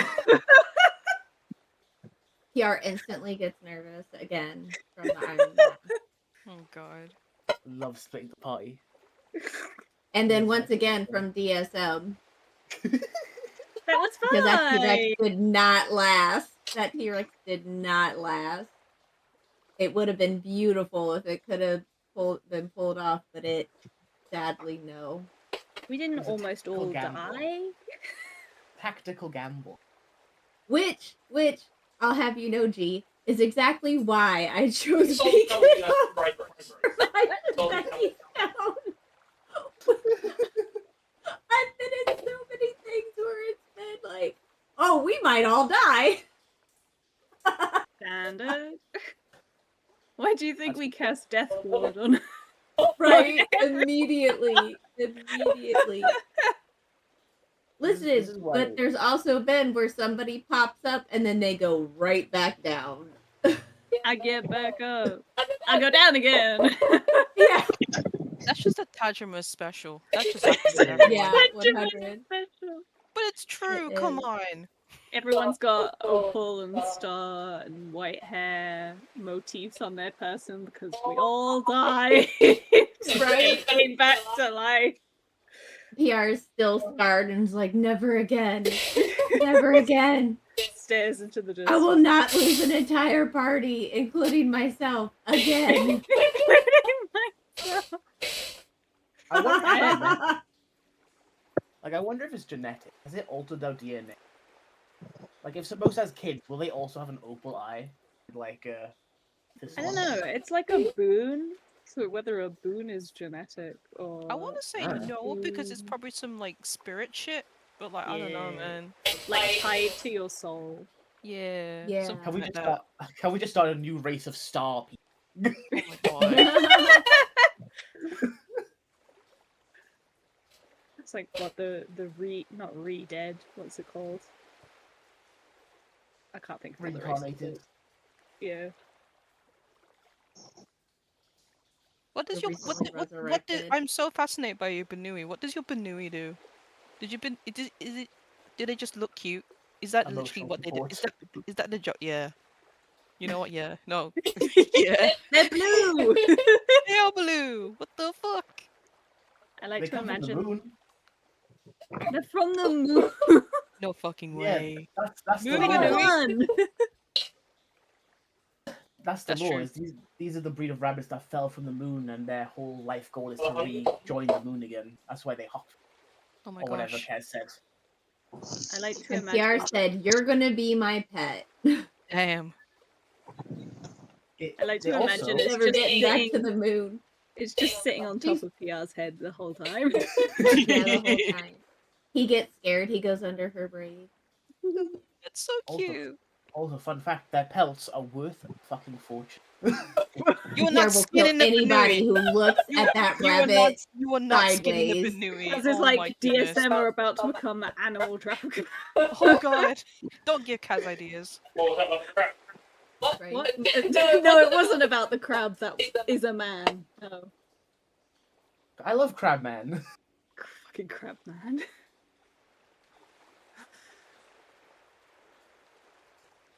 I've been force kidnapped after being turned into a crab. For 5 years. I had I a had a family. wife. I had a wife and kids. My crab wife died. What the Right? fuck? It was so tragic. It was such like okay, at the end of the session, I was just like, here's a man that's been turned into a crab, who was then crabnapped by DSM. yeah. What the fuck kind of crazy law you got from this session? What the hell? Yeah. And that person was turned into crab by darkness. Yeah. Oh my god. You are They've been a in crab shock. for 5 years. Wait, did they do something mean? Wait, I with the thought darkness? Is like that I why was, they were I was crabs? just getting in. No. They just liked eating Well, meat. well, That was their entire reasoning. Uh-oh. Uh-oh. Kaz is happy so you can see him in my camera. The multiple. The multi-view. We've got to keep an eye on Kaz in case he tries to break Christmas again. Wait, what? Why is he breaking Christmas? He dropped something on the floor next to my desk last night, and his butt knocked over our Christmas tree. Oh my god. Fucking dumpy. That's what Norton and I were teasing him. He's just breaking I Christmas can see you with through the that corner. big old Yeah, dumpy. I see you, dumpy motherfucker. I don't know if you can Showing your whole ass out here. He cannot hear, unfortunately. But yeah, it means they get to talk shit. Yeah, fucking round ass motherfucker.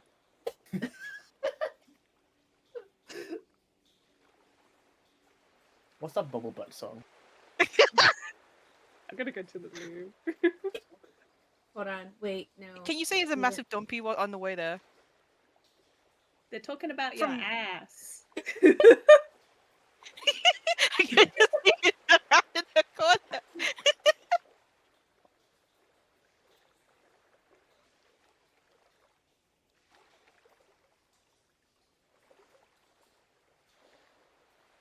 Here you go, Doran.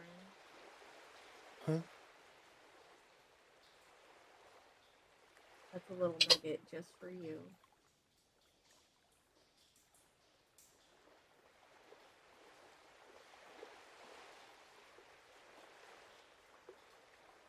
I love the dichotomy because one dude looks like he just came from the gym or is about to go to the gym, and the other dude looks like he just came from Sunday school. He just came from It's church. so true. He looks like he did come from church. Yeah, he looks like he came straight from church.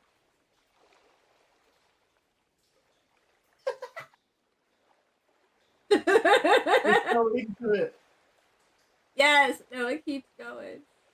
I can't tell you how many people I've shown that video to who has asked me if that is me laughing in the background. And no, it is not.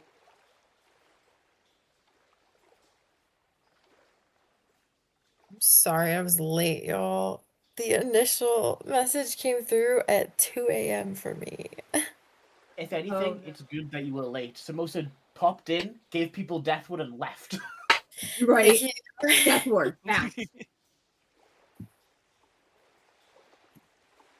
So if anything, thumbs up. Right? There's a happy little accident. Yeah. And just so you know, Doran, anytime somebody talks about having somebody or themselves having a big old butt, yes, this song is the song that runs through my head. Every single time.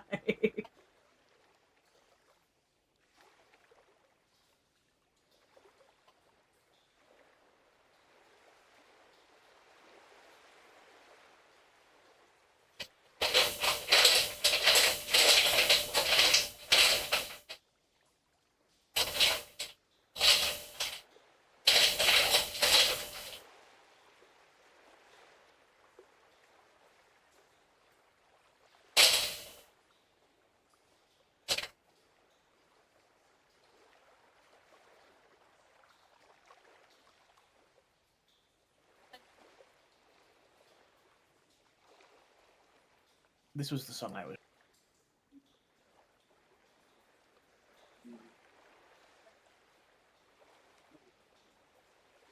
Oh, this is the one I was thinking of too. 10:33. Hmm? I haven't even touched my cereal.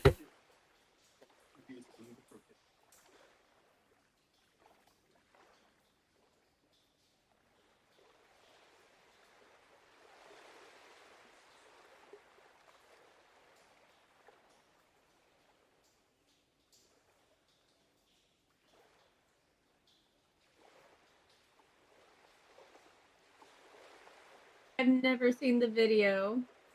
It's crazy. Video's fucking wild. What are you talking about? The bubble butt song. Yeah, I've only heard the song. I've never seen the video.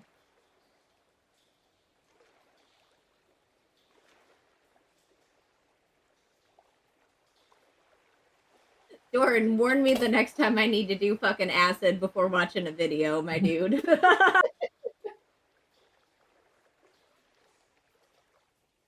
Oh, it's just an alien from outer space. I got my notebook for whenever you depart. Would you, Frankie?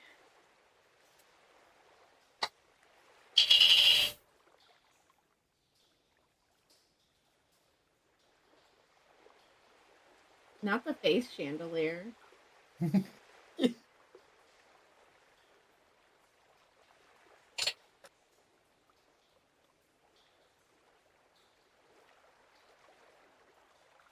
Lauren, do all these webcams have like a weird fisheye thing going on? Or I don't know. Change yours. I think yours is much worse than like. I think you made it worse. what do you mean I made it worse? I don't think it was that bad when you first had it. Yeah. What's this? I don't know why. So yeah, if you rotate it, it focuses. But I think like if you're trying to focus on something too far away, like it starts shying a bit. I don't know. I don't use it. I have a 200-pound camera. Damn. Jesus. But Doran flexing. there's just a different camera. Probably not worth that. It makes Sorry, this I'm back. wall look super good. I still can't believe you bought like 50 of them in a fucking lot. This guy. Oh, Alright, everyone. Sorry that I was late. Everyone ready to get going? Good luck, team. Yeah. Zahn? I'm here. Excellent. Jade? I'm here. Sarcastic?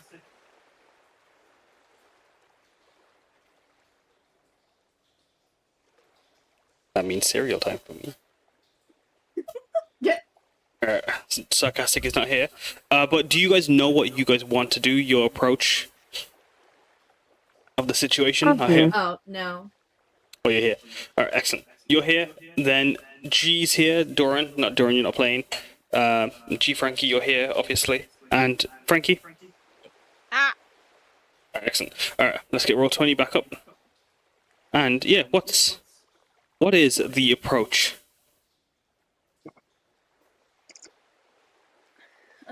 Will you allow Zardozi to fly back in this period of time?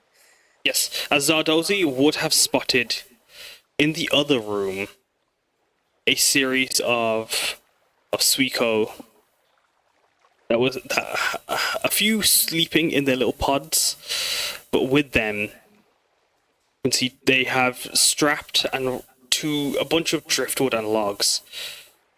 Two people. One a small Bakoran fella. Another a tiefling of purple. As you see them being strapped to the amongst like octopi, fishes, crabs even, and all sorts that have been stuck onto this driftwood wall amongst various bits of shell and decorate and ornamentation.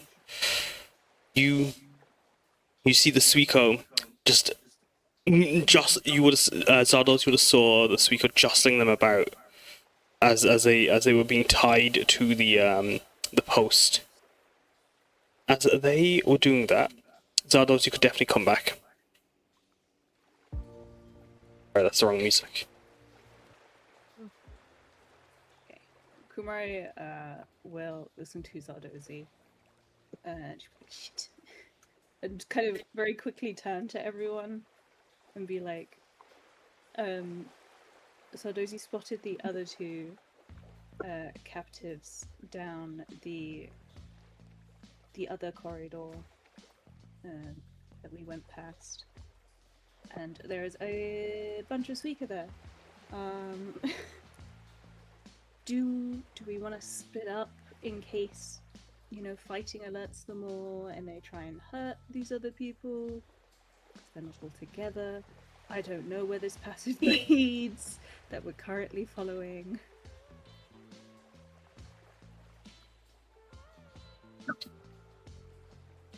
Do we want to try and corner them and then just try and get rid of them in one fell swoop, or? Passage where the other ones were seemed to only have one entrance, and that was back the way we came. Don't think it links up. As far as I know, it links up with wherever these fellas are going. Sorry, did you say it does or With It does With- not. Ah. with the numbers that we have, it might be smart to keep them corralled in a corridor so that their numbers can't overwhelm them. If there's any way we can do that. But I don't know because of AoE stuff.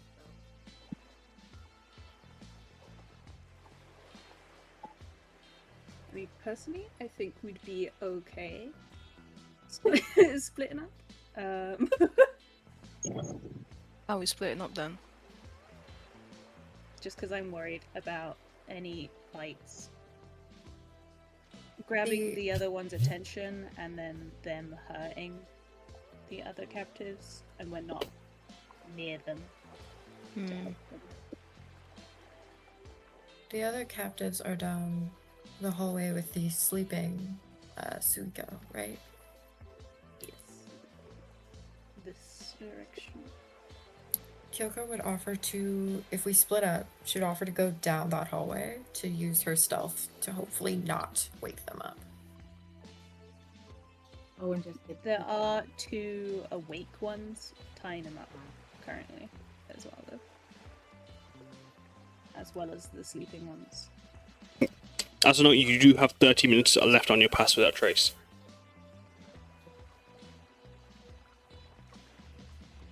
Can Misty Step transport another person with you? Mm. No. I might get to pass because he's a baby.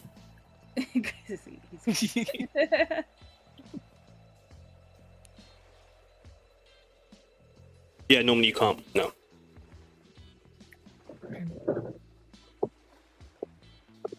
I mean, I have Dimension Door. Did you have an idea?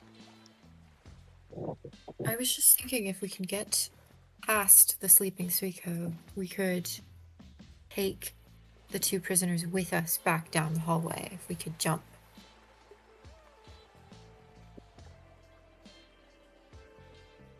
Is Dimension Door only 1 person? It's only 1 additional person. I mean, if they're in range, I could probably vortex warp. Possibly. It all depends where they are, because I can't see them.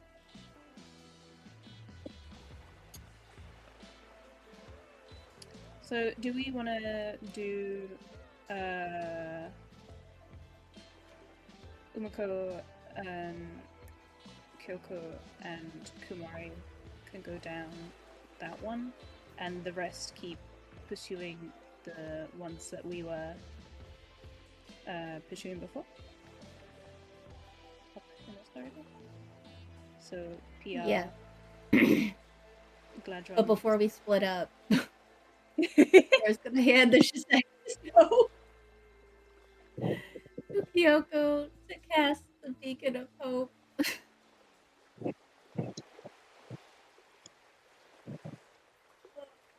Wait, what I is just she want to make doing? sure I say that before we take off in our separate directions. Piyar has a Shiseki stone that has Beacon of Hope on it, so even if you can't cast magic, you can through that. And I'm gonna put it in the chat. Yeah, so Kyoko, you have this stone on you temporarily if you ever need it. And the spell will... Choosing a number of creatures within range for the duration, each target has advantage on wisdom saving throws and death saving throws. And regain the maximum number of hit points possible from any healing. Oh shit, yo, that fucking bangs. Exactly. That bangs, yeah. Exactly, my dude. You need to get the thinking cap magic item. I know. I know.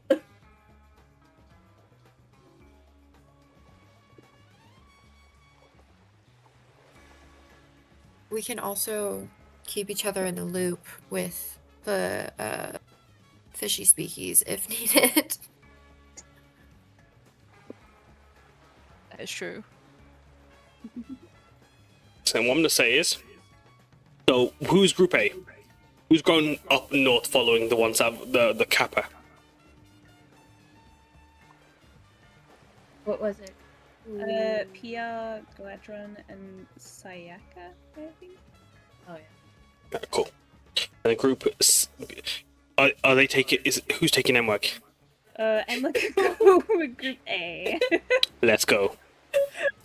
Let's go, MWAG. MWAG will will be carry MWAG. yeah. Dream Don't team. forget your Banui! I didn't. We're all. MWAG's sitting on the back of the bunny. How you doing? Oh, I So would can't you- select Oh my MWAG. god. Piyar, would you also like to carry a healing yarn bit? Yes. Give me all of it. So now Piyar has like one thing on top of her head, one thing on one shoulder, and one thing on the other shoulder. Piyar walking Megazord at this point. Piyar, roll for me a transport for any like medium or for any small category creature. roll me a sleight of hand or a acrobatics check, please.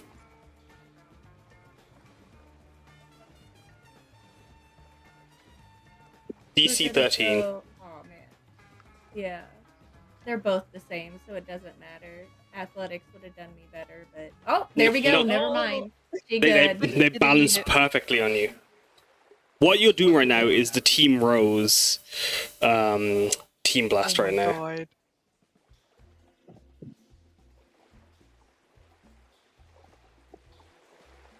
Yeah.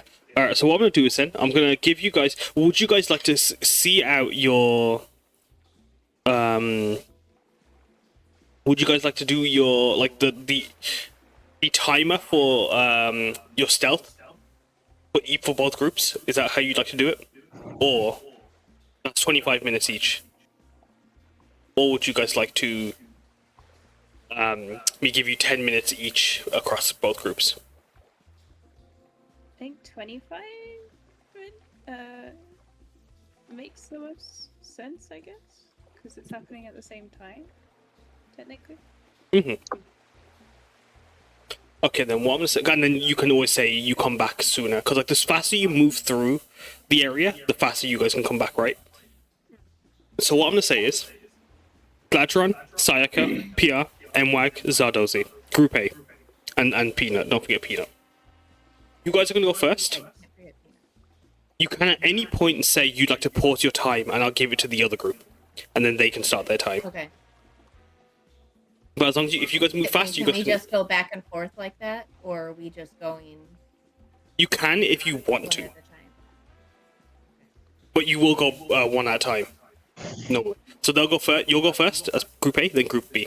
But you can choose to let Group B go after a certain amount of time, and then they can come back to you if you got any remaining time. If you don't meet back up, does that make sense to you, Zahn and Sayaka and Gladdron?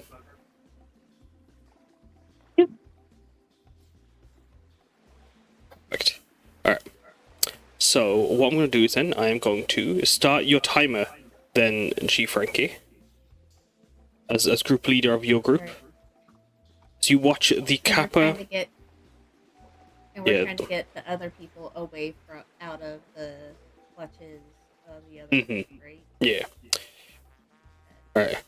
You got 25 minutes as you see a corridor of barnacles where the Kappa and the Suiko have moved through. You hear them splish splashing away. You'll need to make a dexterity saving throw or a or an acrobatics to slide through the barnacle this corridor. Oh, through the barnacle. If you want to make it kind of athletics, if you can argue it, you can do it.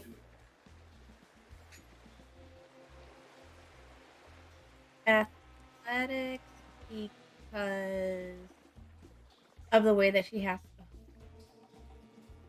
Oh, I'm trying to think of a way to justify it. Do you want me to let the other guys pick do the thing? So you guys step into the water to get across. Gladdron, Sayaka, how do you guys go across the barnacle corridor?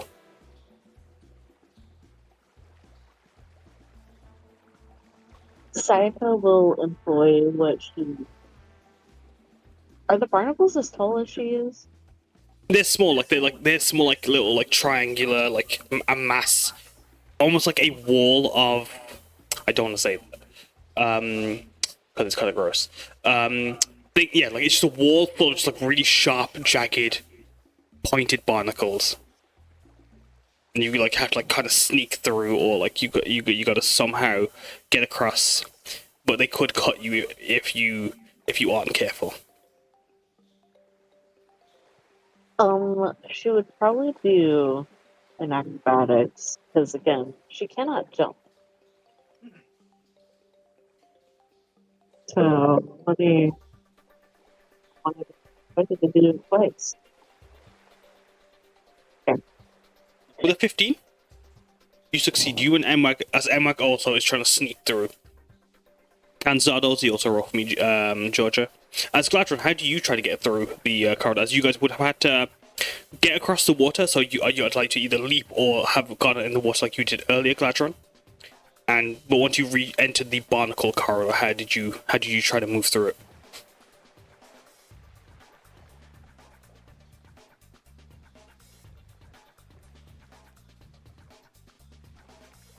Zahn?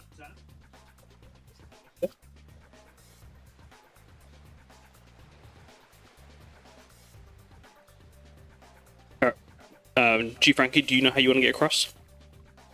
Yes, I argue athletics because of the way with like Piyar being bigger, she has to like kind of twist and everything like that. So she has to use her strength to like keep herself like steady. Okay. Yes. You succeed. As what I'm going to do is I'm going to pause your time, only because Zahn isn't here at the moment. So I'm going to give it to the other guys, as you guys would have made it across safely. I'm like, Georgia, Kumari, Kyuko, Umeko, you guys have basically, I'll give you 5 minutes basically on the clock until, unless Zahn isn't back, and then let you guys run out your time. You guys ready? Yes. Go ahead. Yeah. I'll try and jump back across the water.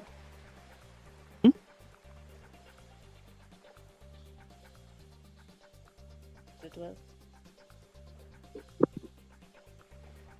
12 does not. As you go in, just before you reach the edge, your foot slips and does you kind of just topple back a bit, but you're able to pull yourself up but you do let off a little splash noise. Say a little splash noise. Here, let me help you.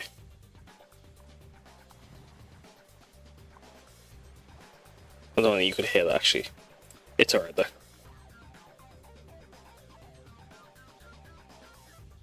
Can I try and get across like similar to how Gladdron did and like Slink into the what? listen quietly? Yeah. Yeah, still. Splish, splash, shower, Oh, stinking boy. on our beds. Still got pass without trace on that stealth, right? True. With a 15, no trouble. Slink in. You do make a few wading water noises as you make your way across, but... Oh wait, like 25 that is. Oh yeah, you slink in, slink out. You are almost like a piece of paper floating atop the river. Or floating atop.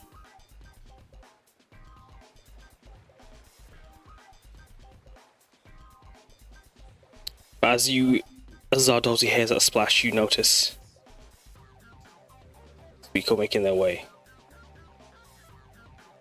As Kyuko, you leaping across as well? Yes. With a 14, you aren't as bad as Kumari, but you do dip one of your feet, like one of the rocks kind of jostles, and you struggle to keep your balance for a second. But you are able to make it your way across.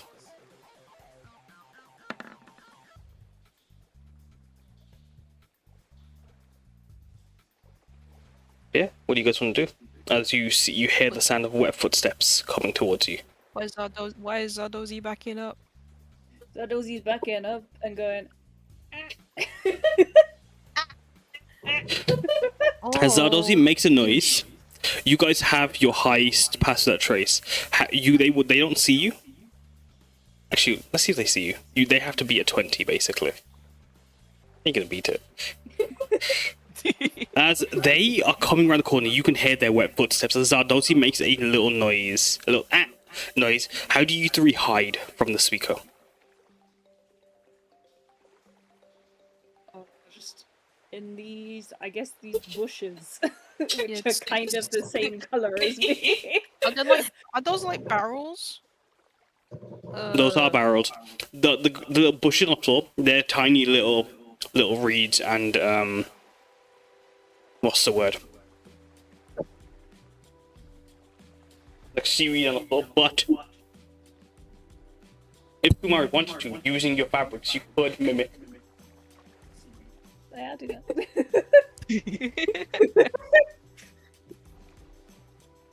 Kyoko, how do you try to hide? As Kumari, you see Kumari waving her fabrics around, the colors shimmering like the water and the plants. Umeko, have you just leapt into one of the barrels? Or are you hiding behind him?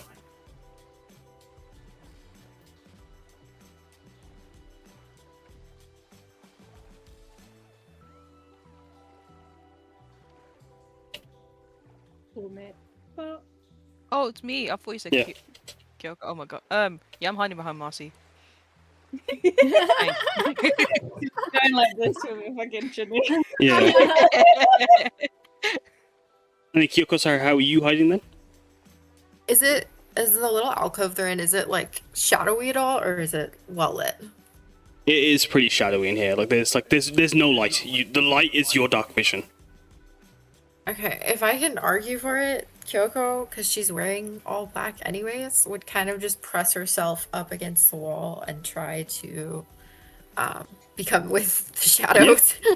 No, definitely. As you press, you hide against the walls. Kumari pretending to be foliage. Umeko behind her, hoping that the foliage is able to hide them. The Suiko come over, climb onto the boat because they're roughly about 3 to 5 feet tall. Is their range? As they start to waddle onto the boat, they start looking around and they start like rocking it back and forth as they look, and then climb over to the other side. And you guys are able to sneak past them. I had such an intrusive thought. Well, it wasn't even pushing. Oh god. My brain was like, dip the boat with a mage. No, that was a lot. I'm not gonna do it. I was like, but what if I pranked this? That would have been funny. Anyway. Let's go. No. No.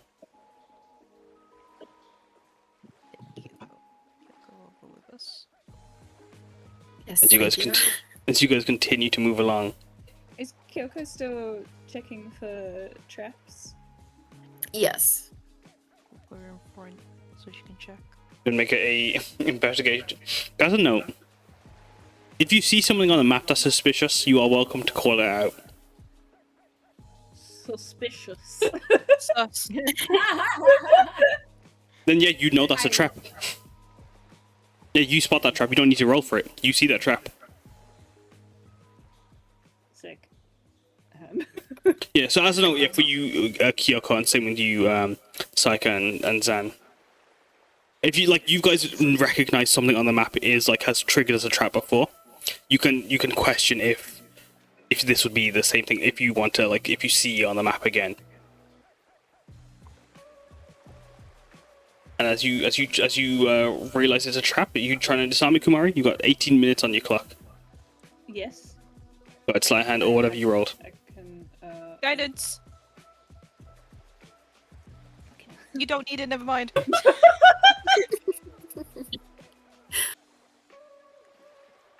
Kumari's like, I used to rob people. It's true.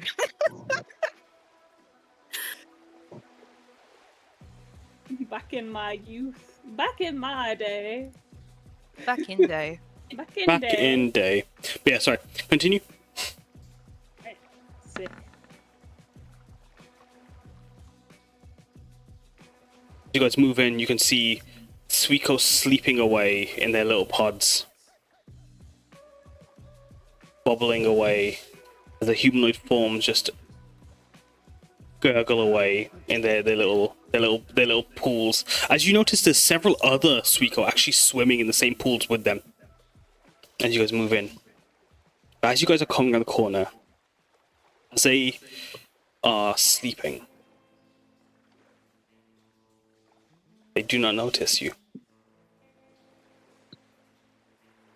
Good.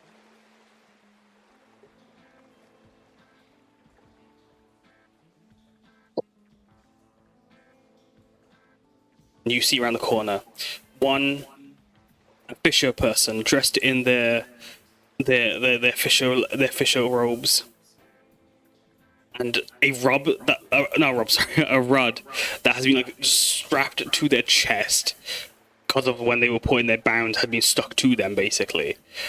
This tiefling man is muffled, calling out to you. As a Bakoran also, dressed in very fine fabrics, covered in fish motif. As they look to have been like maybe they don't have a fisherman to look at them at all. They just happen to be in the wrong place at the wrong time. It looks like, as you see this elderly Bakoran fella.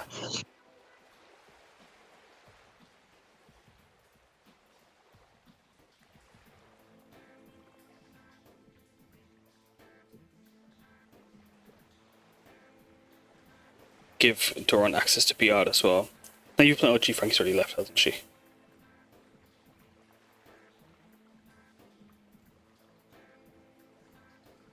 Hey, Kumari, what are you doing? As you see them calling out to you. Hold my finger to my lips and shh.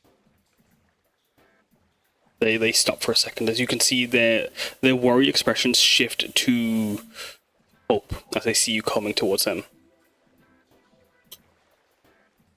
Were they like tied up? Yeah. They were making like muffled noises through the seaweed wrappings. As you look at these people, they're both from Tajima. The Bakoran is one of the uncles of Tia's threads, and the fisherman is just a fisherman. That happens to be. It's just a fisherman of Tajima. Ah yes, fisherman of Tajima. It's good to see you. Oh, shut the fuck up. His name's Sanjay. His name's Sanjay, and the Bakoran's name is Okuyasu. There you go. Uncle Sanjay. Uncle Okuyasu. Can we untie them? Yeah. You know, roll stealth check. A stealth check? Sleight of hand, sorry. As Kyuko, Umeko, do you try to help, or do you guys let Kumari take the big one? Slap him with guidance once again. Never mind. Oh my god! What is happening with my... I should use sleight of hand more often. Kyoko, did you try to help, or did you before as Kumari just in no time pulls one thread, as if like unplucking a wonky seam. Coco actually is just gonna like pull out her size, and she's gonna stand at like the bottlenecked entrance and keep an eye on the sleeping Suiko. Mm-hmm. As they wake up and start striking you. No, I'm joking, they don't. Damn. No, they stay sleeping. Roll a perception check for me, Kyoko, as you're doing that. As Kumari and Umeko, as you guys are untying the bounds, or Kumari, as you're untying the bounds, as Umeko is about to help you, they, in a hushed manner, they kind of fall into you, Kumari, as they just whisper and mutter, "Thank you, thank you, thank yous."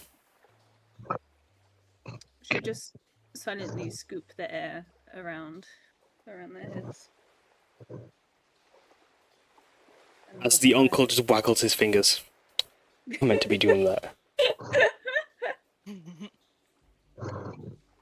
As he does it back to you. Pass Without Trace doesn't extend... You'd have to recast it. Yeah. When you originally cast it, does it?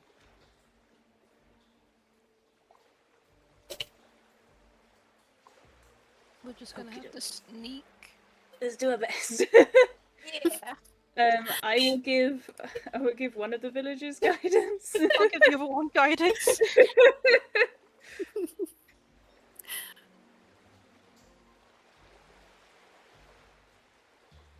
So they I have will to... just like gesture for them to kind of be wedged in between her and like Umeko and Kyoko. You want to help them? You want to help them with their stealth check? Is that what you're saying? Yeah. Yeah. But also, I was just wedging them so that they're not like at the back or at the front. They will both use their guidances. As the first one, so the first one gets 19. The second one gets an exploding. 6 plus 7.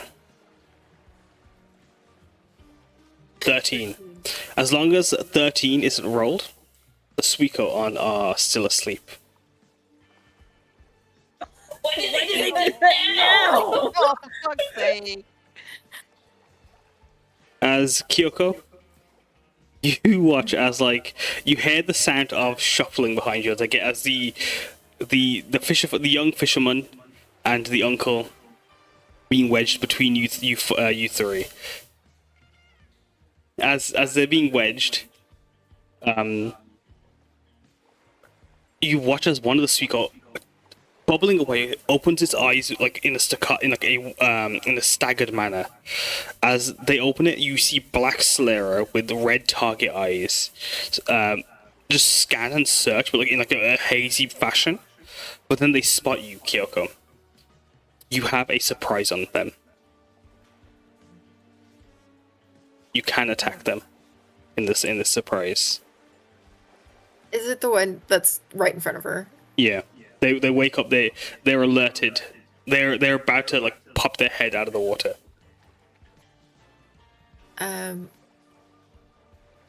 Just so I'm understanding, the pool that it's in, how big is it? How deep is it?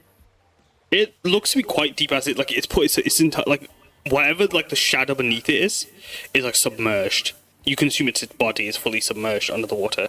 It kind of is squatting in, so roughly 4-ish feet deep. Okay, Kyoko, seeing that this is about to probably go really badly. Oh, sorry, 2 feet deep. Sorry. With her size in her hand, she will immediately go to that first one. And its head is down, so she'll attack its back, I guess. She's trying to finish this quickly before it wakes the others. Just give me a second. Let me just check something.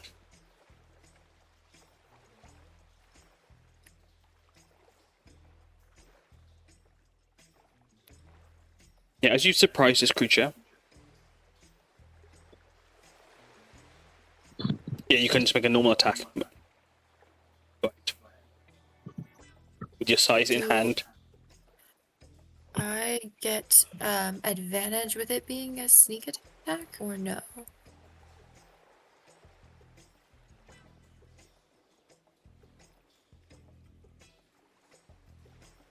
No, you don't get attack of opportunity, but you do have an ally within 5 feet of you, so you do get your sneak attack on it. Okay. So you can check sneak attack.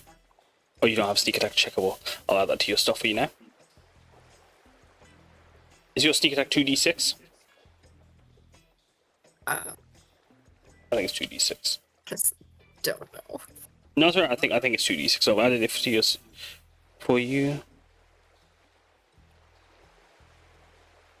Yeah, as you go ahead, make a psi attack, and then you'll be able to add 2d6 if you succeed. Alright.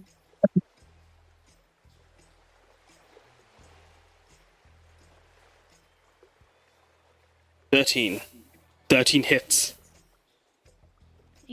Roll damage. Get him. Get him. And then would I add the 2d6 to that? You add the 2d6 on top of that, yeah.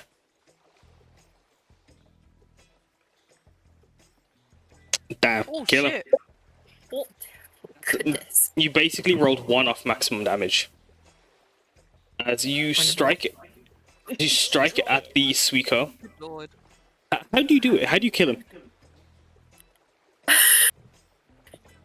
It's face down, right? Yeah, it's about to bring its head up. Okay, not to be brutal, but she's just gonna strike straight through the neck to incapacitate it. Yeah, as you strike it, you feel it's like gutting a fish. As you strike into it, you watch white fire pour out. The distortion, the sound of a glitch, like radio static, like the static from your fishy talkie is emanating from the Suiko for a moment.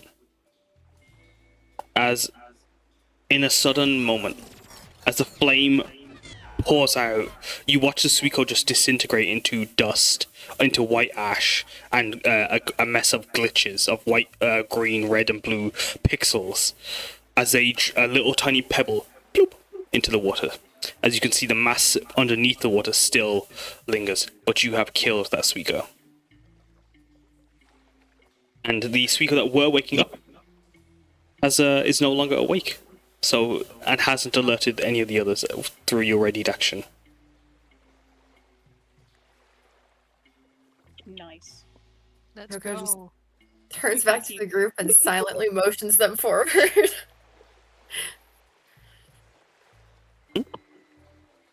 As you guys move, yeah, like if you want to,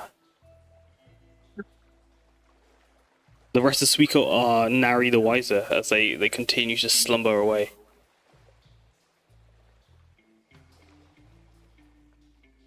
As they follow you three.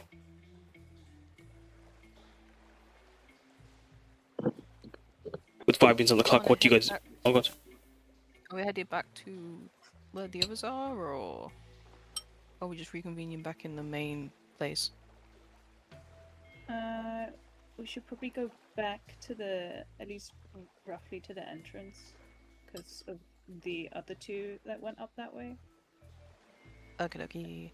And we can try and maybe get these two, to the entrance to some safety Yeah. before going Yeah. after the rest. No trouble whatsoever. As you guys move along, you bring them two to safety. That's all I'll mark them that. You don't need to go the entire way. As you stealthily cross, you'd have 4 minutes left on your pass without trace. As you'd return them back to the entrance, what do you guys do? You want to give it to the other group? Or... Yeah.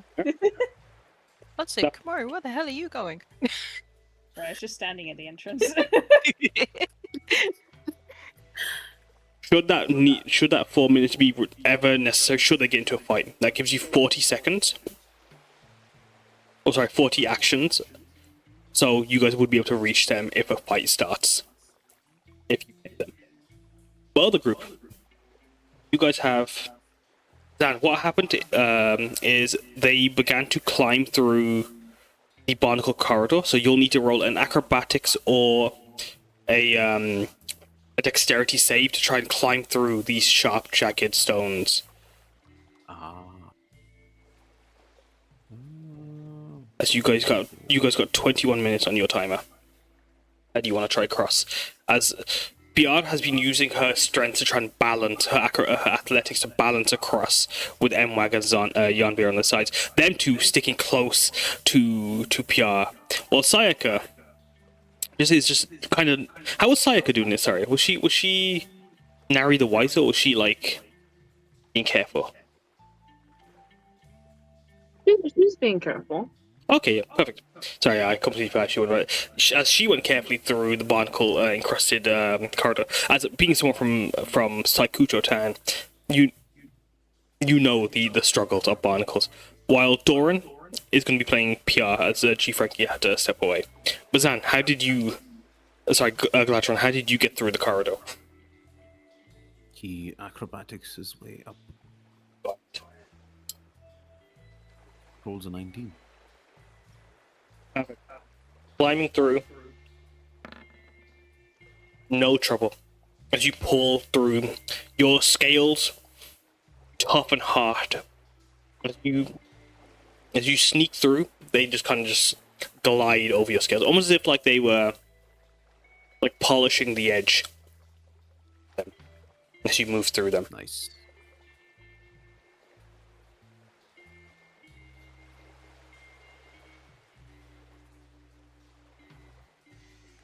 Yeah, you guys can... Oh, I lied. Don't do anything, because Piyar, roll me, and Sayaka, roll me a dexterity saving throw.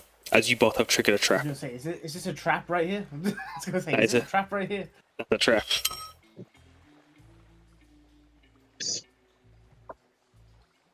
Dorn's is coming. Damn. So, Gladdron. All Yo. Gladdron, Piyar, Sayaka, Emwag, Peanut, and Zardozi are immediately. You hear the snag of a rope as a net falls over. Gladdron, can you roll me a dex save, please? You dex save. Just a sec. As the net restrains Sayaka, Piyar. 14. 14. You fail as well. So all three of you are restrained under boulders and debris, heavy shells, and rocks under the thick rope.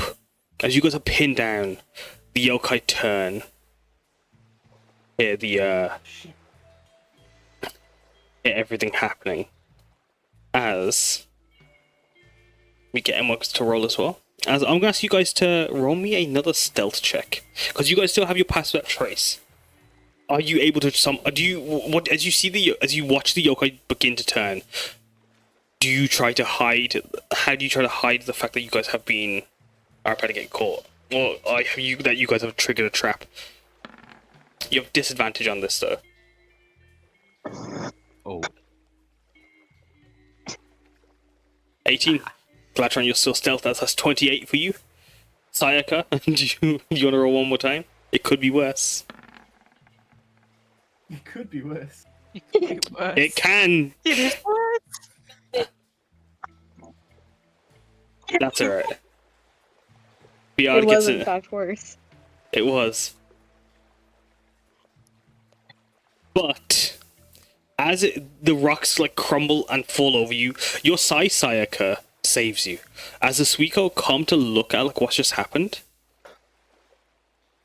with their poor fishy eyesight, they start scanning and all they see is rubble and your grey fur and your green fabrics that look just like water.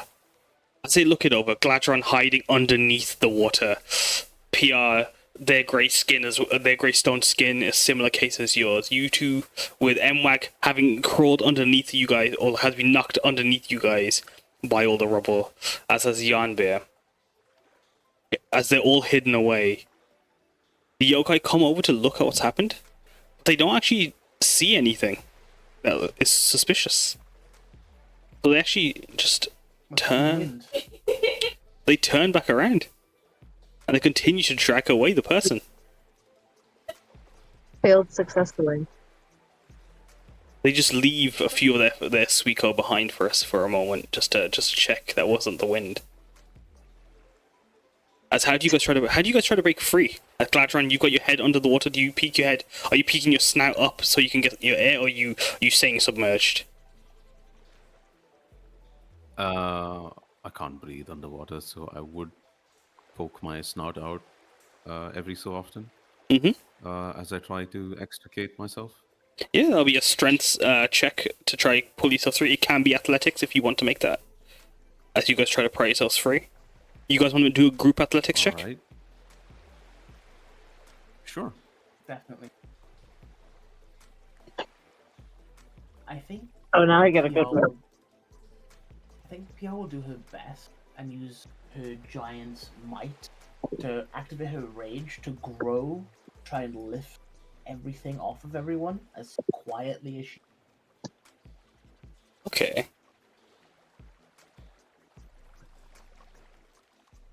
I'm gonna call that sleight of hand, but I will give you the advantage you would have gotten from your rage. Because you're still using your strength on this. 19.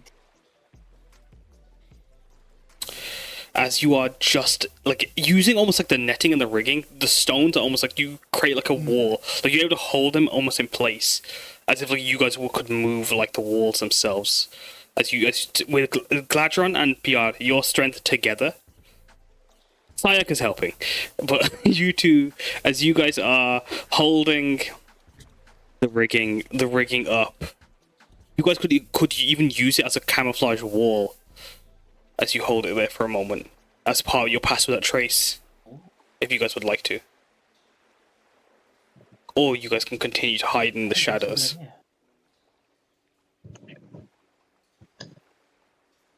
Extra cameras always does. Yeah. So Piyar would hold this like a shield almost. Piyar would just hold this like a shield. It's a camouflaged wall. Yeah. That's Gladdron, how are you holding? In. Oh. I heard a cat weighing in their opinions. Oh, that was yes. True, that was just Peanut. Peanut's got a bad stomach. Peanut the bunny rabbit. Yeah. That's such a cute map. Really cute. Awesome. No, I really like it. Like I'm not patronizing, I swear. But no, Sayaka, Gladdron, because Piyar isn't here, Chief Rangi isn't here to play the character. I'm gonna ask if you guys would like to take the lead in your stealth. You guys still have 15 minutes on the clock. Are you guys? Yeah. Yeah, I think Gladdron will just turn to Piyar and just say, Come on. They're taking them away. She will nod. Take the spearhead with the wall in front of her, shuffling forward. Yeah, as you're holding it, creating like a wall, the Suiko watch in a moment. As like they're watching the wall curiously, they start to like just examine it as they're watching it come towards them. As they make weird, bubbly, glitchy, distorty noise, like gurgly noises. As like they move like in a puppety, very, very staggered manner as they watch curiously. You guys can see through the holes in the netting as you guys bring it closer. I say, I'm just excited. I can pop a cap in one of them right now if you guys want.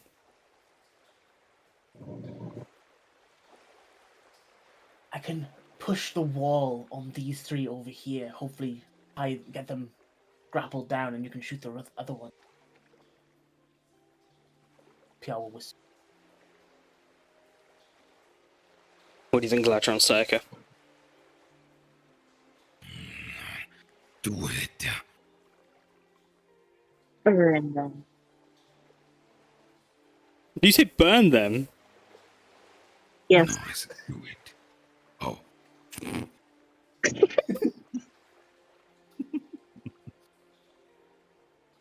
For once, Gladdron isn't the pyro. Prawns.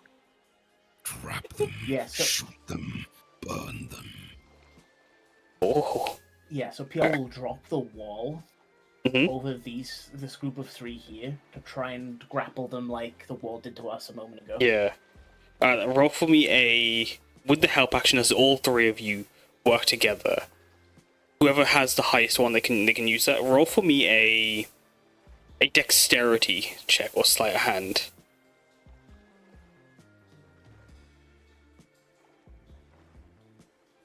Could I on use strength and like push it with force? Yeah, sure. You can strengthen it instead. Yeah, it's like just a sudden barge. Who wants to make that strength check? Piyar's advantage, but anyone who's drawing it would have advantage right now. I think Piyar is probably stronger, right? Yeah, I would say so. I didn't want to just take it away from you though. No, go ahead. It's a natural 20 for a 28. Let's go. Let's go.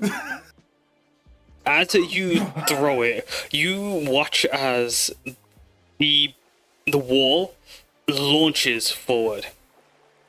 As it, do you guys move with it, or are you guys keeping are you just throwing it forward? I think yeah, we'll move with it, like to charge to forward, as in to try and take as much opportunity as we the surprise. With the nat 20, you guys can get all of them.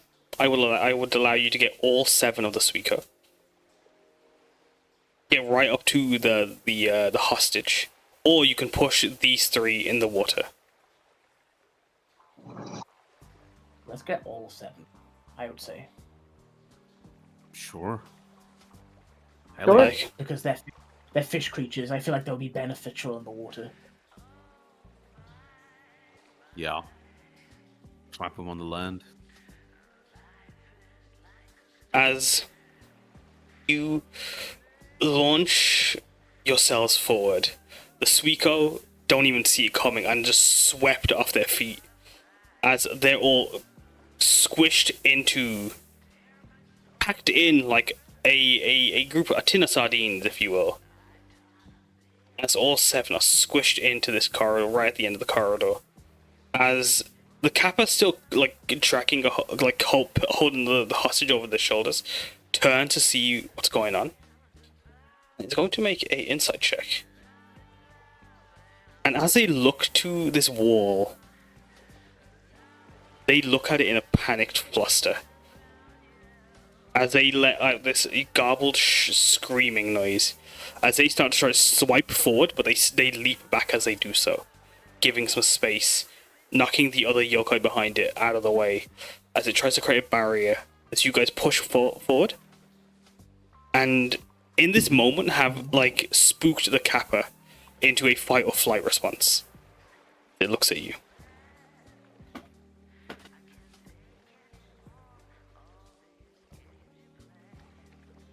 Would Piyar be able to reach the woman? Is that multiple people? I can only see one though right now. One is only that one. As yeah, Piyar with her reach is able to could reach through the net. You could drop the net. Yeah. Roll a sleight of hand amongst all the Suiko. As Gladdron and what's that? Sayaka. What do you guys want? Do you guys want to try help grab, or are you guys trying to attack the Suiko, or what do you guys do? Are you keeping the intimidation up? What's your approach? I What's would your plan? ask. Sayaka, help Piyar.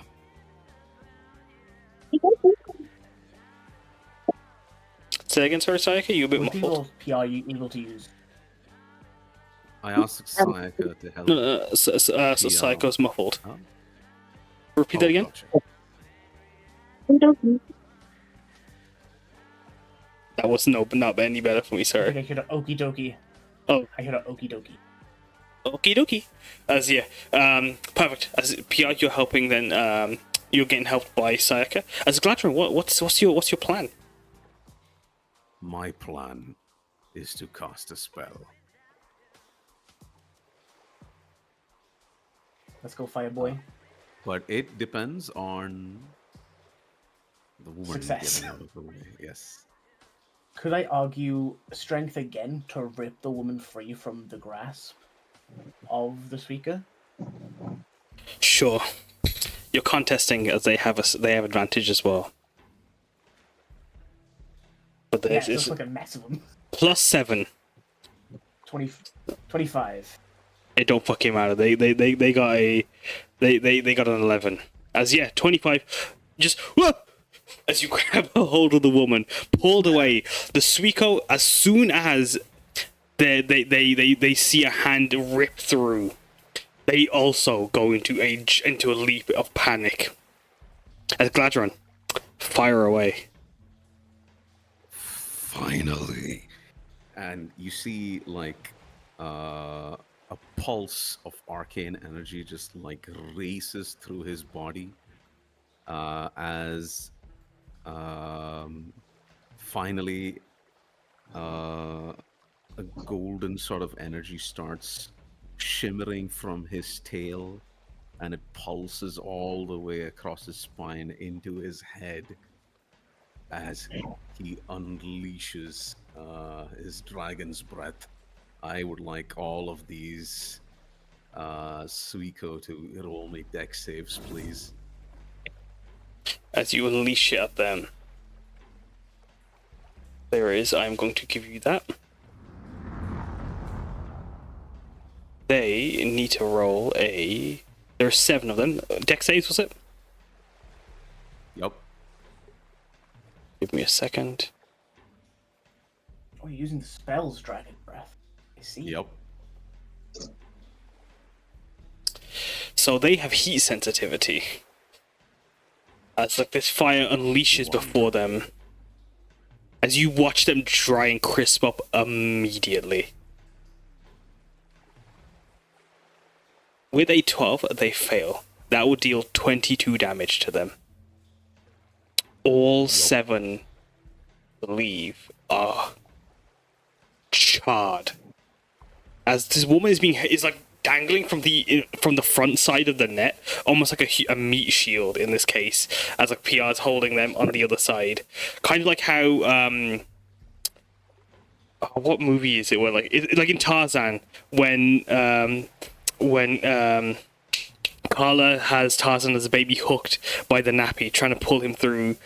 That's what Piyar and Sayaka are doing right now. They're holding on to the woman as they're trying to pull her around. Gladdron, you unleash a wave of fire through the netting, crispening up every single Suiko within range. As 15-foot cone is just out of reach for the Kappa, sadly. As you wouldn't have sadly got them. But as you do so, can we all roll initiative, please? Yes, sir. As Kyuko, Umeko, and Kumari, you hear that rush of fire coming from all around you, as you guys would have had the what's it called? You guys actually have. You guys would be able to arrive just in time, actually, because like you guys basically finished around the same time. So you could actually you guys both were on basically 5 minutes. So you will be able to enter the combat just either if you guys went around. If you guys wanted to, you could go around the right way, the way from the entrance, or the way that you guys saw them go. Which path did you guys take, Kumari, Kyuko, Umeko? Because if you want to use the map that our expert cartographer has shared. Hear the rush of fire and the scream of yokai. Mm-hmm. I mean, we could go around the other way and try and pincer her, possibly. You guys know the other way? I don't know the other way. What I'm gonna do is then, alright, I'm gonna ask you guys to roll me, Kumari. Yeah, gee. Oh yeah, I muted myself. Kumari, Kyuko, Umeko, Kyuko, you have a group intelligence check to make.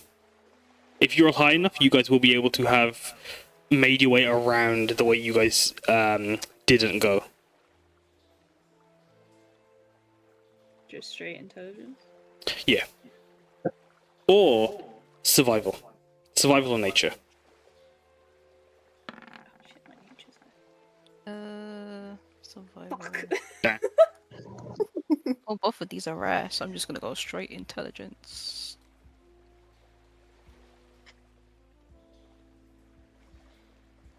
You guys are doing heavy lifting right now. But sadly, with a 10, wouldn't know how to go the other way around. You have to go the way you guys came, so you wouldn't be able to pincer them. Dang. But that's okay. As if you guys want to please place yourselves in the correct location, roll your initiative. Should we get combat going? Yes. Can we get past these other two fellas then? Good point. Oh, They God. would have actually ran with you guys, so they were just up ahead of you. Thank you for reminding me about them. Gee, why would you do that? They're right there! They're right there! As you guys will be about 10 feet behind them. As I just stand behind them like, hey. What? I'm a Suiko too. Blub blub. You know? they'll never know. Blub blub, you know? You'll never know. Hey yo, blub blub, am I right? Hey yo, did you guys get that krill this morning? Working hard or hardly working.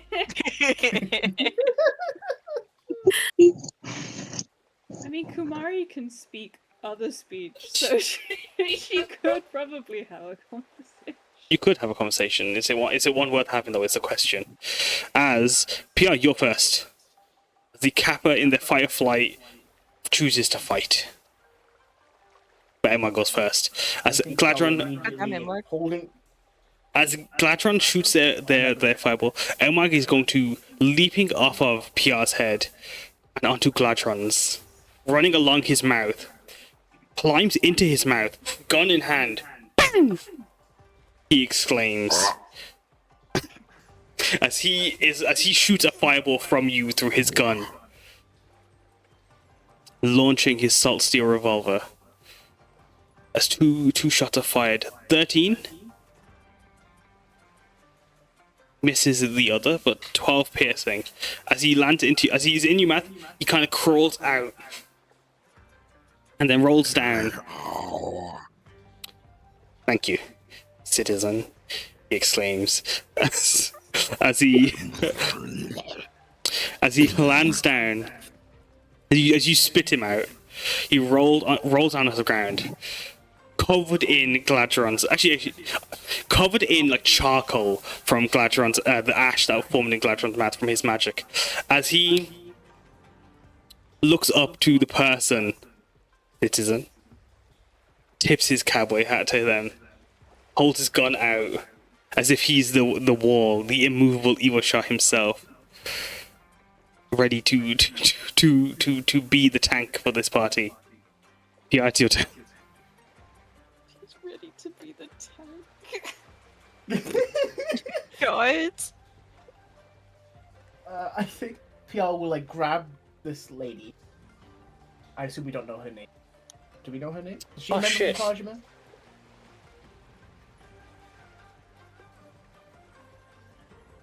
Give me a second. You okay?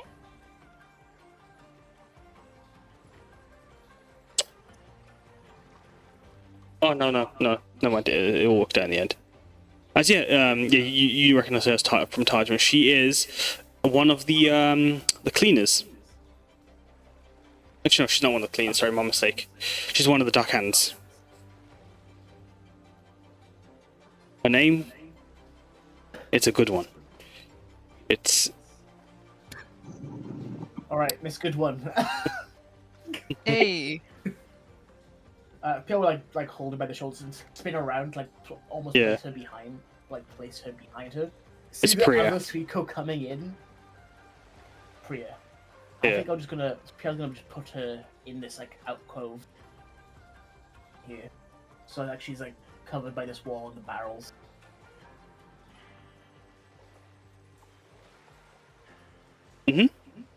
As you just scoop her around, pop her behind the barrels to hide. Anything else? Okay, stay put. We'll get clean of this mess. I'm just gonna run forward. Dropping the wall. You leap up. Bear in mind the water is difficult terrain, unless you can run. 5'10", so that's 20. She has 60 feet movement. Lady's fast. It doesn't matter to her.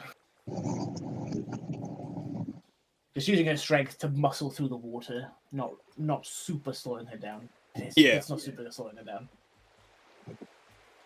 And she's gonna smack her. Smack away. Use her body to block path.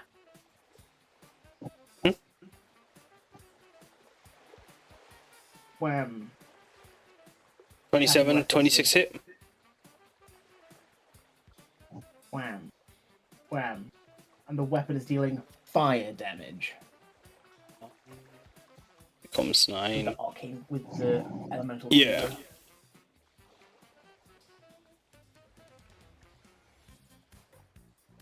Oh, she's a 9. That was a 1.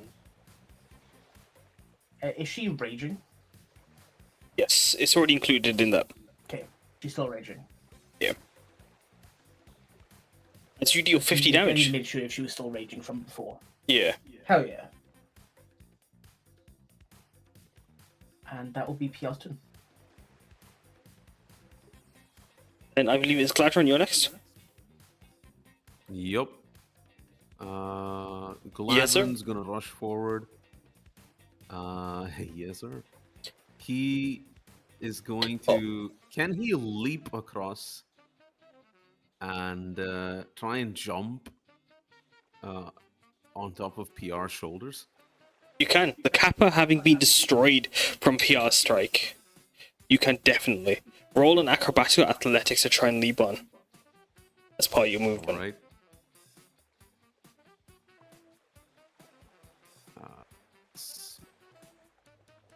Athletics. 16. 16? Yeah, you are able to leapfrog over right onto Piyar's head. Are you landing on the ground or are you staying on her head? I would like to basically. Un momento. They're very comfy shoulders. A lot of creatures like to sit on them. Yambeer is currently on one of them. See? You have another. It's a free one right here. I see 3 Suiko here, who I would like to conveniently burn. Pretty convenient. Which I will do so. I would like 3 deck saves from them. Go ahead. Oh wait, I'm done.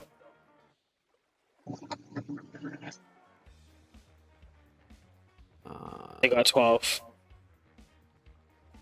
The 12 would fail for 1 second.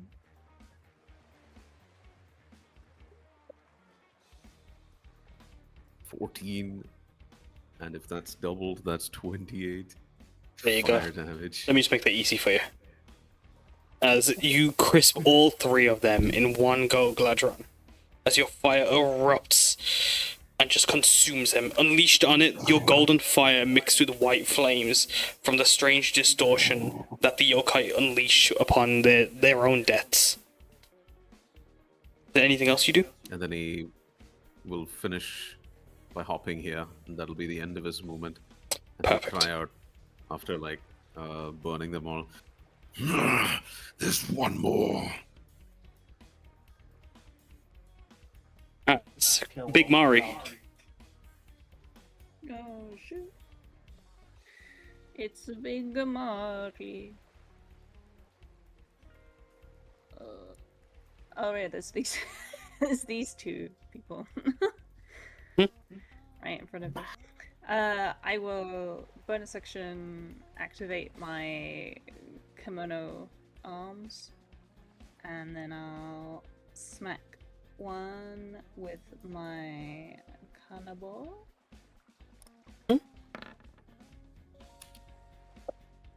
Oh my god. You just grab both of their heads and smash them together. Yeah. Forget the cannibal. Bang. That cleaves, and it does get both of them. How do you do it? Oh my god. I just do a big swing like Sakura with her baseball bat. I believe you mean cricket bat, but yes. That's cricket bat, sorry. No thoughts in her head. Swing. That's what you do, and you launch the Suiko. One Suiko's head goes flying into the other, as they both erupt into white flames as they hit the wall. Okay, I can get over here. I can't see any more fellas from here. No worries. That's all my movement. Can I- So... Piyar did have a bonus action. Can I say she crouched down a bit and made a bridge with her arms, connecting this area to the area over here with her You can- extended reach? You can def on your turn. But as part, yeah, definitely. It wouldn't even be a bonus action. It could just be part of your movement or your free action. As Kyoko, you big Yoko, it's your turn.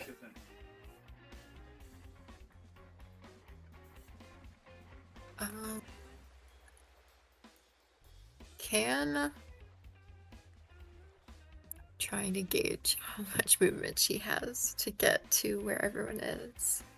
So 5 squares is one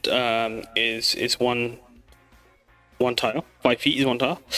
The water is 10 feet. You wanted to avoid the water.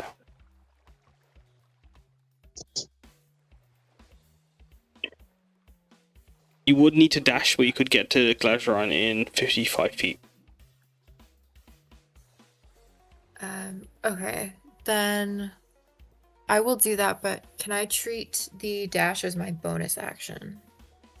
You have something that does that, don't you? I do. Yeah, Yes. I have the cunning action. There you go, then you can do it.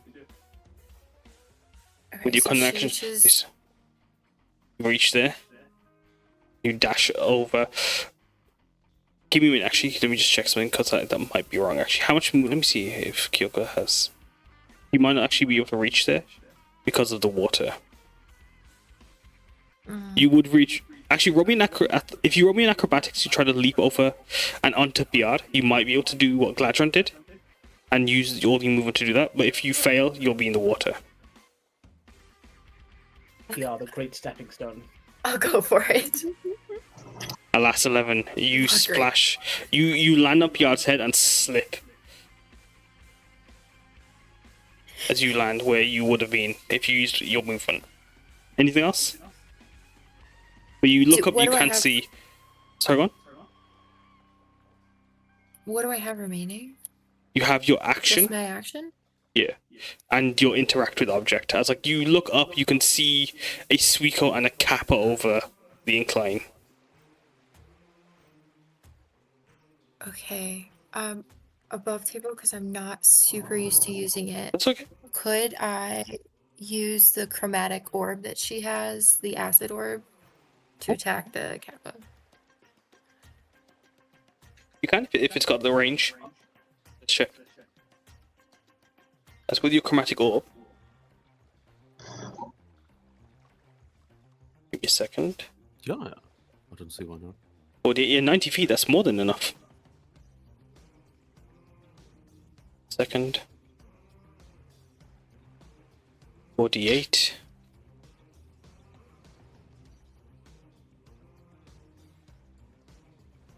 Let me just change one thing.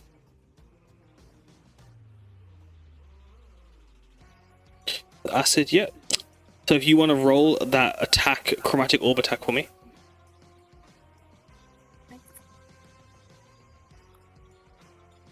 That hits. Roll damage. Gladdron sidesteps. The Kappa, however, is resistant to acid. As Kyuko, what does your chromatic orb look like as you deal 6 damage to the Kappa? The Kappa, not the Suiko. You know what I said. What I said is fake news. 12 damage is the Kappa takes 12 damage. As what's your chromatic orb look like? Kyoko, not wanting to risk losing one of her size, she's not very great at magic, so she kind of just flings her arms forward, and the magic comes from her arms. It looks like flowing water, but green, and it shoots towards the Kappa. As it launches towards the Kappa, bursting off of them, you see the Kappa stagger back from the 12 damage. Anything else? No, that'll be all. No, it is now the Suiko Mage's turn. As you guys look into the room up the incline, you can see amongst a set of driftwood, you can see a person, another Suiko with like that of a salmon's scales, as it's carrying a driftwood staff with a Shiseki stone at the top of it. As it's holding this staff, looking at all the food, this mass of seafood before it, it turned to see you all as you had started burning a bunch of its allies, and it looks to you, Gladdron. Mm-hmm.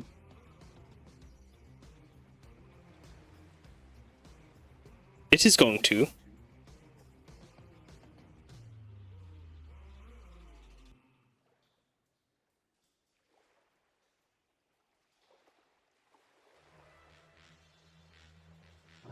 Oh. Oh. Oh, indeed. It's going to throw this at Kyuko. As Kyuko, Shit. you see an ice knife launch over Gladdron as like the Suiko like raises its staff towards you. You see this fish icicle fly towards you and scoop over Gladdron. It deals 8 piercing to you as it hits you, and as it hits you, you see the ground beneath you the water beneath you beginning to frost over. As can Gladdron, Piyar, second. Can you guys roll me a dex saving throw? Gladdron, Piyar, and Kyuko. Gotcha. Piyar succeeds. 17. Gladdron sadly misses. You take 6 cold damage. Kyuko, Gotcha. you also take 6 cold damage. As you get struck, you watch the water freezing over. Piyar safe though, however. As they look to you, Kyuko, they start making this weird, like, gargling laughter noise as they look to you. And then they just prepare a water ball and then throw it at Gladdron. Ooh. Is that an attack roll, DM? That's an attack roll. Reaction shield. Oh. How does your shield activate? As you AC watch... becomes... Go on, sorry? Yep. AC becomes 20. Excellent. As you watch the Suiko Mage, as he's raising a water orb out of his Shiseki stone, you see this moldy brownish water form, and as it launches towards you, it erupts on this golden shield that is made of your scales. As you knock. Exactly how I wanted to Perfect. As, yeah, like, have you played Monster Hunter? I've seen There's a little bit, but I have not played. There's a monster called Nergigante who extends their spikes to make their armor greater. It's almost like that, like your scales grow to create this giant, like a pangolin armor-esque. Oh, hell yeah. As you create this wall that protects you, Kyuko, Piyar, for a moment, as this water erupts around you and hisses and evaporates immediately. As the Suiko Mage does that, they are then going to rush over to the Kappa, then use the Kappa as a shield. And it's the Kappa's turn. As the Kappa scoops them up, they're going to come running towards you, Gladdron. They're going to start striking at you. Alright. Oh! As they charge towards you out of the water, dealing 17 slashing damage to you. They go for a peck with their giant bill, but they miss completely.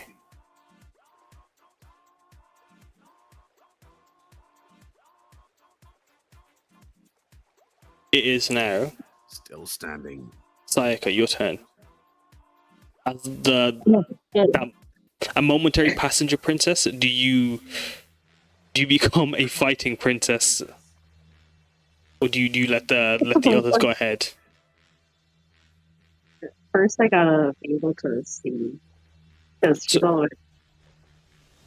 Sorry, repeat that. Would you be able to, like, maybe bring your mic back just a bit? I don't know if that might help. I don't think that helped at all. Never mind. Only because you just slightly muffled on my end. Oh, that's perfect.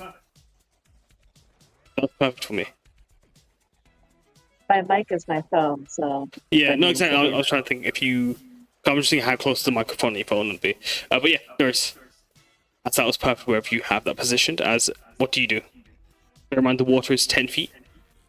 You can move into your ally spaces, but you can't end your turn there. Let's let me put Mic in the correct place. Oh, sorry. But, like, up here, so I can hopefully see... I can't see that much, but...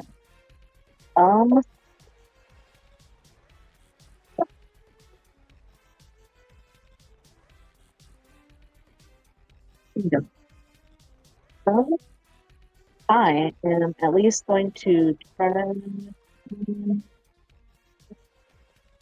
range stuff. Okay. I'm going to try to do healing word on Piyar. Yep. Cool. Piyar is full hit points. Do you Okay. mean Kyuko? Kyuko, yeah. Yep. Whoever has 7 out of 21. Yep, Kyuko. Thank you. Could I? Again, what are your healing words? Oh yeah, okay. Be healed. Perfect. As you can say, sir, go ahead, Kyuko. Does the beacon of hope give her? If you casted it, you would have given that max. I don't think you can do it as a reaction. But yeah, if you cast it, that would give you max. It would have been...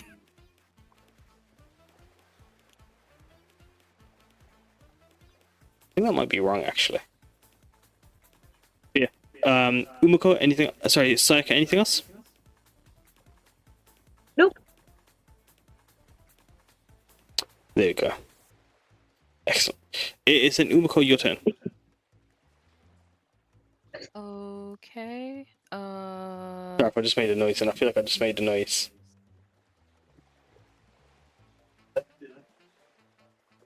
Sorry, continue. It's okay. 5, 10, 15. Did these spaces count as being in the water, or is it still like mostly land? Yeah, those count as being in the water. Fuck. Okay. 10, 15. Is it 10 feet, did you say? Yeah, 10 feet, yeah. Okay. 15, 25, 30. Oh, wait, shit, she's got an increase in the movement, hasn't she? Oh my goodness. 30...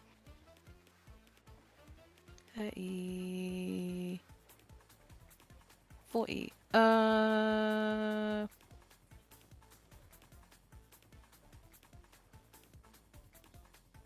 Question for the DM, just because I can see where Kyoko can see. Do I have line of sight at the Kappa? With Or nah? Umeko, I can't. you can't don't, tell. but you have. So if you wanted to, you would have a disadvantage if you tried to attack them. If you moved Okay. to the left, you would, or one forward.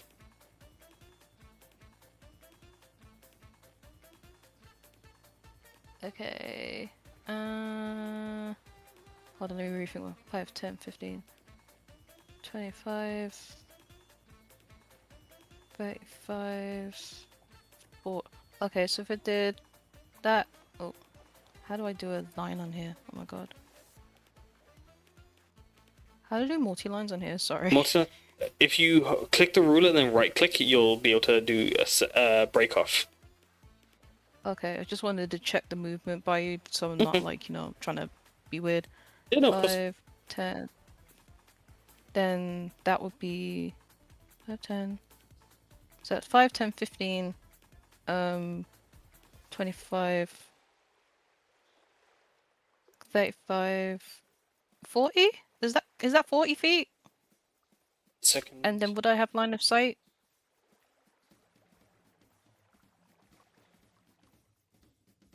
25.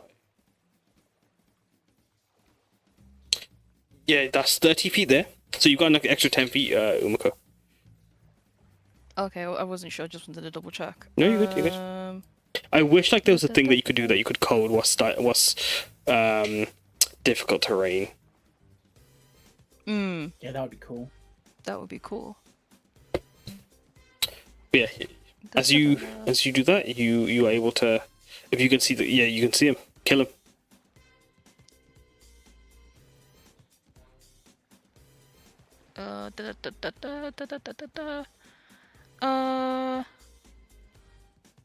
Let's chuck a... Yeah, let's chuck a guiding bolt as an action. Where's it gone? Oh my god. Sheet, cooperate with me, please.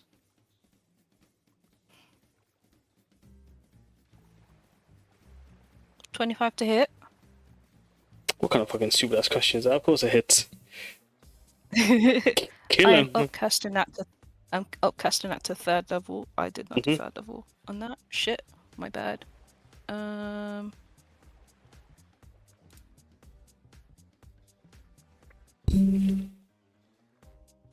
So it's 19 radiant, and I think that. Advantage on the next attack from the next person. Anything else? Yeah. Why does it say child for Umeko? What? Does anyone else see that? Umeko in the turnover, it says child. No. No? This is Umeko. No. That's weird. What the fuck? Take a screenshot. Please. There are no children on this. Sometimes this Roll20 order. sometimes Roll20 does this weird thing, and it's kind of creepy actually. Like it'll change some of the words on like the screen. What? But it only does it for me sometimes. Oh, Piyar's named Love? yeah, That's weird as hell. that is really weird. Also, that's the end of my turn. Yeah, that is really weird.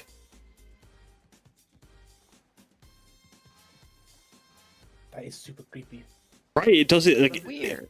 No, exactly. Alright, Sayaka, you've done your turn. Umeko, oh, it's gone back to Umeko and PR for me now. It is now the Suiko's turn. As the Suiko that is in behind the Kappa is hiding. You all watch as along the corridor the other sleeping Suiko have woken up as they get into the water. I can't believe this, G. As they get into the water, they start to swim. Being aquatic, they are extremely capable as they begin to swim towards you. The pressure starts to build. They will start to attack you guys. As they are going to, using their pack tactics, they're going to target each and every one of you in order. Starting off with Piyar, then Kyuko, and Gladdron. Can I make that 22 a 2? You can make that 22 a 2. That would then become 17. So they will Does take that still hit? 17 will still hit. Can I take that back? You can. Is Gladdron's shield still effective? Gladdron's shield is still effective. Gladdron is safe. Yep. Piyar succeeds. Kyoko's the only one that's hit. Kyoko, you take 13 bludgeoning damage. That's damage. Jesus. My bad dream. As you get this manky ball of moldy water just hit you square in the face, as you smell just the most rancid water you could imagine, just square on your face, dripping down you, as it just seeps into your armor. You're gonna need a deep clean after this. As they strike, the other Suiko is going to try and strike as well, and is going to the one that is around the corner underneath as it squeezes underneath the Kappa's legs. It's going to throw a water ball at Gladdron as well. Go for With the it. 21, Oh, it does hit. that would hit. But I still have my buddy's death ward. You do. If wood. Mode. Let's That's go. That leaves you on 1 hit point as you are safe. As your shield, what does that death wood look like as it manifests itself in this moment? As Gladdron is hit with this water and starts to fall back, you would feel a large hand in the center of your back, right between your shoulder blades, kind of push you back to your feet and then you see the black band around your wrist crack and shatter.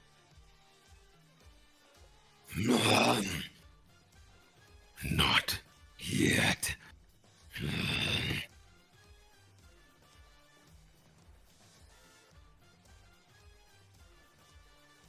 Let's go. Let's go. There we go. That's Mwag's turn. Mwag coming back in, climbing up Kumari, leaps onto Yanbir, onto Piyar, onto Kyoko's head. As he leapfrogs across all of them, gun in hand, he fires. Just give me a second. Bang! Bang! Bang! Bang! Zahn, my man. Every time Emma shoots, his gun is.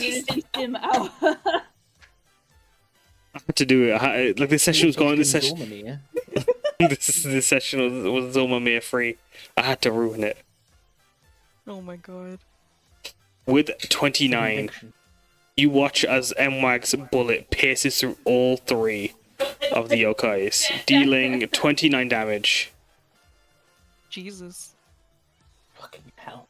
On Kyoko's head, he just turns around, looks at you, Gladdron, spins his gun around, then blows the smoke off the tip.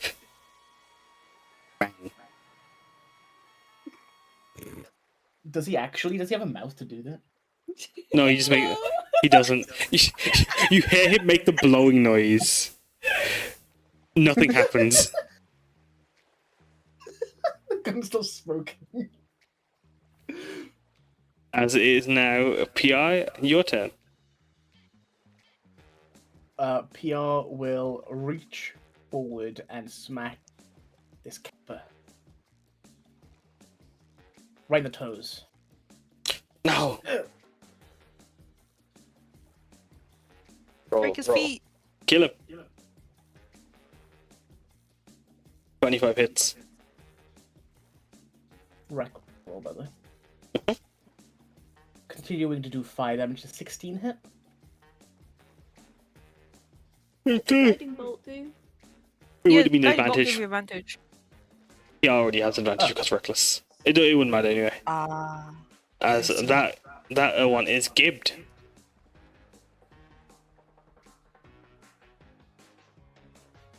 As the hammer comes down on its toes, the Kappa screams as it lifts its foot up. And as it goes to try to just shake its foot from the pain, you watch its foot disintegrating into glitches as it's gone. Well, now I feel bad. You should. Damn. You want to carry that 16 over to one of the Suiko? I shall, yeah, because she will scooch past Gladdron and move forward. Roll me a deck save. Sure thing, boss. Is this a thing I can see? Would It is a thing you can work see. with this? Yes, your danger sense. Oh, Danger sense. It saves you as you trigger a trap. How do you destroy it with that 20? Go shit. Do you know what? I will use my 16 attack as the trap is coming down to smash it as I'm running past. Done. Give him. Fuck off. get that shit off of me. And do you want, Get the fuck away from me. as you swing, do you want to roll damage? As you strike the net, and then and then swirl it around to strike at the Suiko. Oh, I was just gonna use my attack to do that. I wasn't even. Okay, cool. Pog, thank you. No, Thank you, that'll guys. carry over. Neat. Anything else? You Yeah, cleave. I- You would I'll deal just stand here.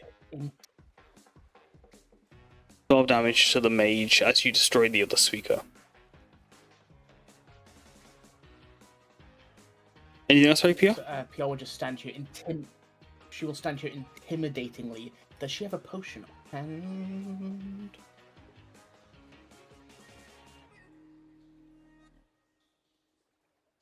She does not. So she will not give a potion to anyone as a bonus action. And that will be her turn, unfortunately. No, it's Gladdron, your turn.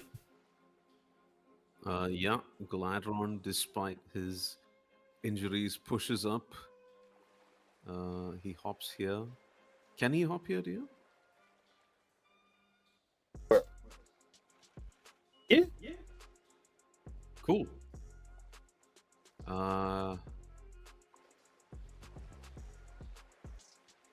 So, yes, brilliant. As you guys are there, Piyar and Gladdron, you look into the corner as you can hear the sound of muffling. As you can see a purple tiefling. I see the tiefling. That's the person that Emma told us about. Yes, but first, this one must burn.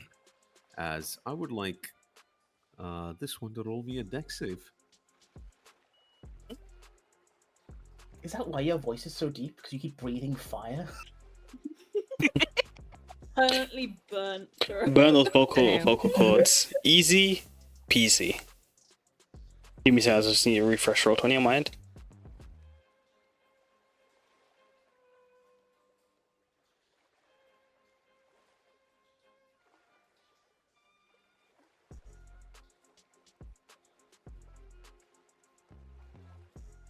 Is it deck save? Yeah. Yes. Is it a spell? Yes. But I'm not casting. This is an active spell. Oh! This is... They do have magic resistance, so they will have advantage on it. Gotcha. Dex save, and that is 20. You take half of 14. Mm-hmm. They They're being still up. being fire. Yep. That is 14. As in, they shriek in a panic as they're trying to swat the fire off of them in a panic as they're trying to scurry away from it. As they are still up. Done. Oh, kill him. Bonus action. Quicken spell. I'll use my final second level spell slot for burning hands upcast. Ooh, Till 2 hours. roast him. Kill him. As his breath attack just keeps going.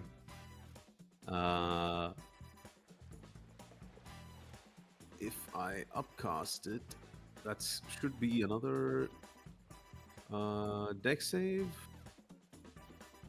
And that'll be 4d6. 15. Which is 15 damage. Excellent. As he is still up, sadly, as he's still trying to panically swat away the flames. Anything else? Darn. No, that'll be it from me.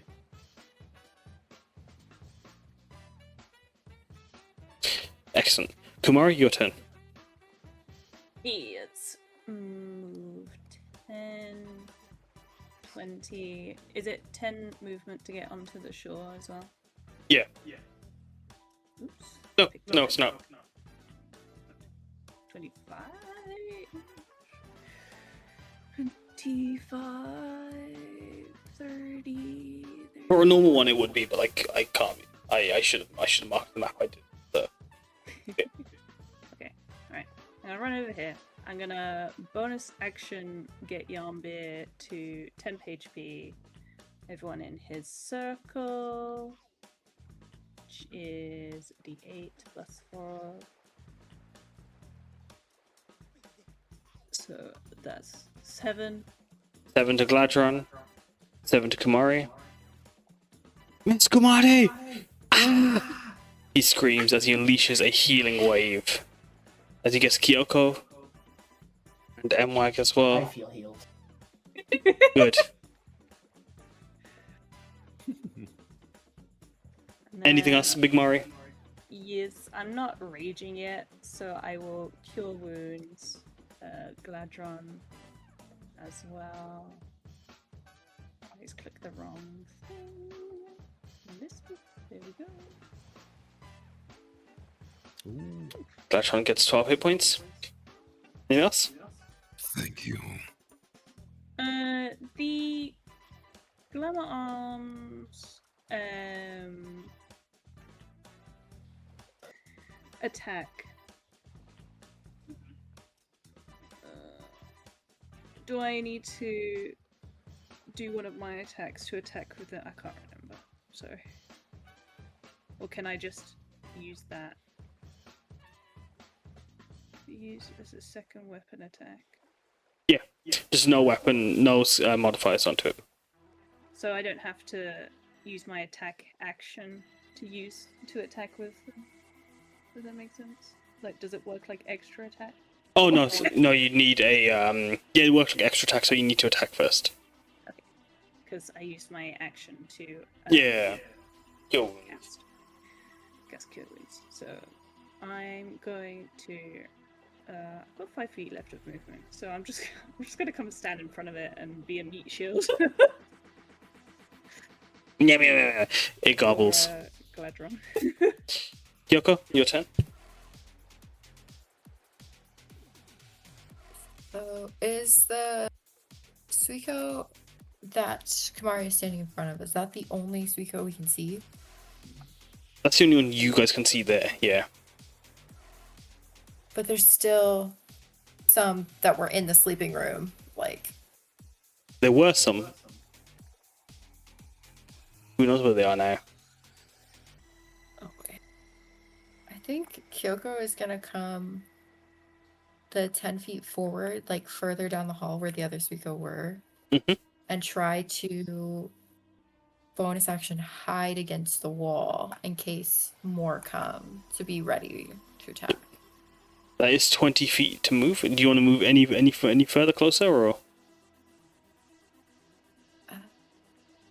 Just good thing that. I've got Umeko's on Piyar's head, so Umeko's also here.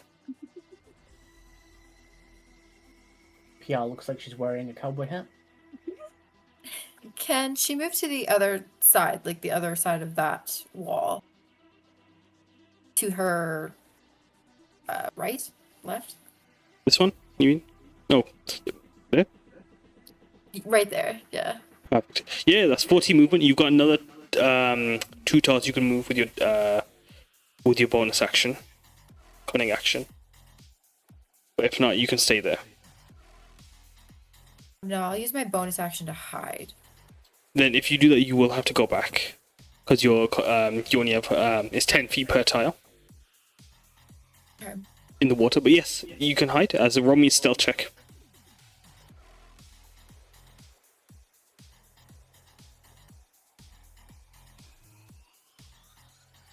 Do we still pass without a trace?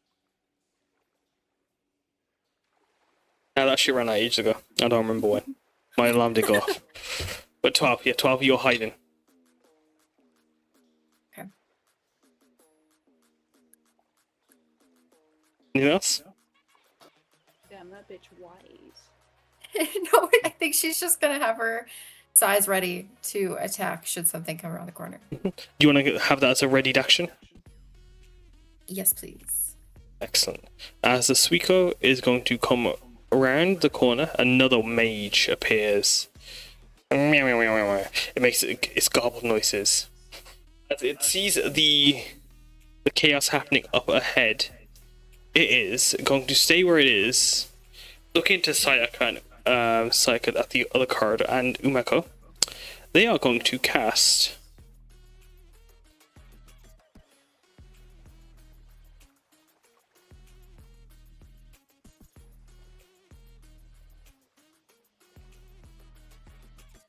Nah, they can't do that. They're just gonna throw a water ball at Sayaka. But it misses. Meanwhile, the other is going to ice knife Mwag. They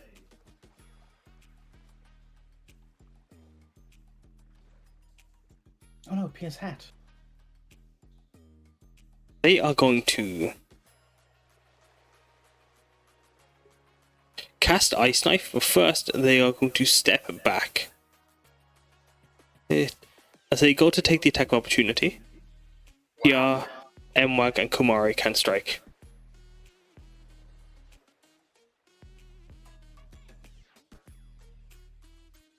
Oh my god! Oh my god! I'm dead. Holy moly. The And two we're barbarians were so ready. The two barbarians, fuck you. Everyone goes to pistol whip.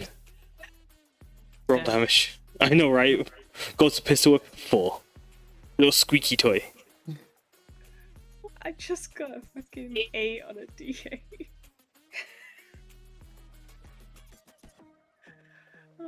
Goodness.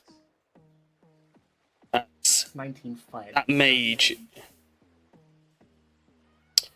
As he goes to like, you see a shield symbol form, a watery shield form, but it would do nothing as they are destroyed. And there is no kappa. Nice. Sayaka, it's your turn.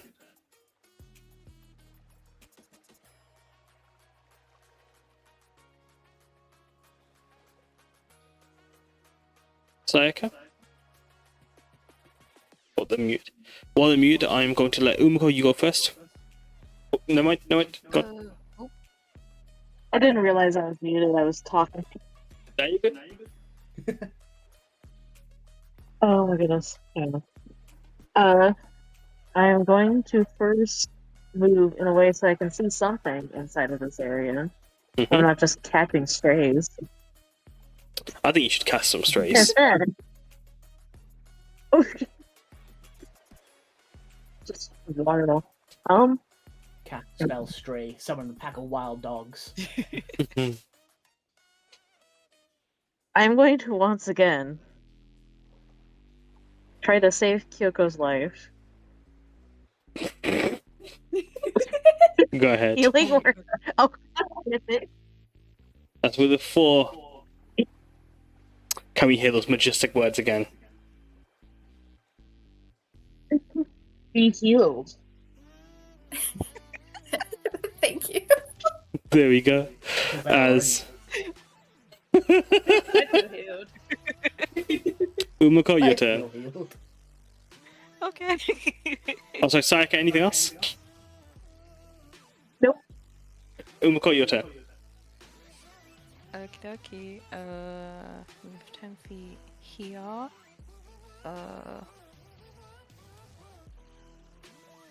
Question for the DM again. Can I see the other mage? Yes. If he can see me, if they can see me. Okay, cool. If you can see me, firebolt, he can. Bang, Bang. Yeah. bang. Oh shit, that was the wrong thing. My bad. Where's it on? Accidentally cast fireball. Mhm. Boom! 14 misses. God damn it. So 10, 20, 30. Is it 5 feet to get back on land? Yep. 5. Sorry, I didn't mean to into my mic just then. No, you could. Da, da, da, da, da.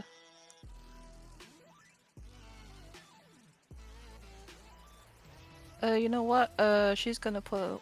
Umeko's gonna pull out her healing word, Shiseki Stone, and go heal Kyuko. Kyoko, getting healed. Needs to be healed. Blessed with them healings. Would you like to... bonus section healing word? I don't actually think you can do that. Oh, cantrip, never mind. My mistake. Yeah. Bible's a cantrip. Yep. I always forget. No, you're good. I also too forget, so don't even worry about it. 1d4 plus your spellcasting ability modifier. So I don't know if this is on my sheet. Oh wait, it is. Never mind. I'm stupid.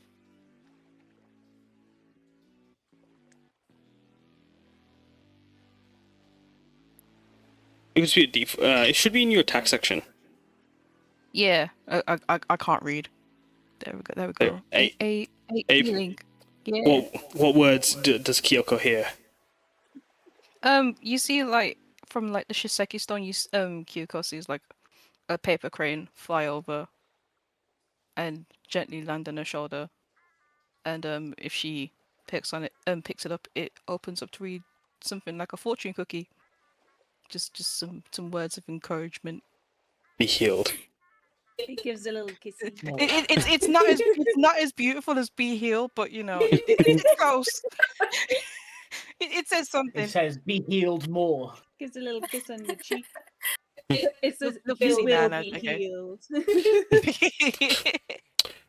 The person who is healed needs healing. So that's a fortune. To be healed, one must heal. Do you know what? Let's see what the fortune cookie says. Oh my! Let's go. My God. Thank you for the bit. Thank I you. love the taste of fortune cookies, man. Same. A deep and meaningful conversation with your close friends will lead to a breakthrough. Oh, Be healed. be healed. Be healed. There it is. There it healed. is. Be healed. You can't see. Wait. More appropriate. Stay here. That is really I don't- appropriate. What the hell? I don't think you're gonna see it. But MWAG, is there anything else, Umeko? No. MWAG, running between Gladdron and Kumari. Hey, you're the guy I saw. As he turned to Gladdron, that's the one I saw, the one that got kidnapped. And then he turns around. Then peeking around the corner.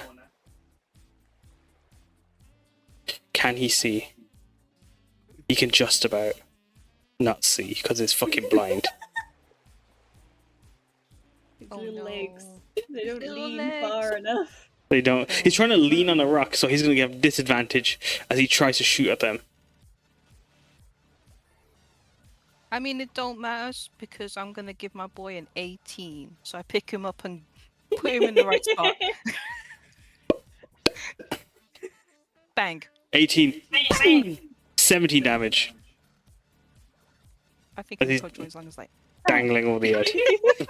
That's why you're his girlfriend. He turns to you as his eye eye. his eye turns into a heart for a moment. As you're holding him by the cowboy hat. As it is now Piyar's turn. As Kyuko turns around her fortune cookie, it also says your lucky numbers are 6, 44, 36, 34, 37, and 18. Damn. That's a lot of numbers. That is a lot of numbers. A lot of numbers. It's a lottery, I think. Yeah. Piyar will start moving towards the maid. 5, 10, 20, 30. Someone just happened on the camera screen. Like, I forgot to do it, so a bunch of people just moved into place. It's really funny when that happens. As actually, you move right up to him. Or them. Bam! So I forgot to share the tokens for them. Heal him. Smack him in the toes. Ow! Oh my God. Oh my goodness. What is it? What do you They're guys toes! hurting people's feet for, huh? They don't deserve it. I don't know, man. They're there, like, you know, easy targets. It's like whack-a-mole, innit? Wait till you hear about the in Churel version, Waka Suiko. Oh god. No, it legit is. True, actually. No fucking way. As that is It is, yeah. fucking absurd amount of damage. That just Yeah, breaks yeah, the it's- ground beneath them.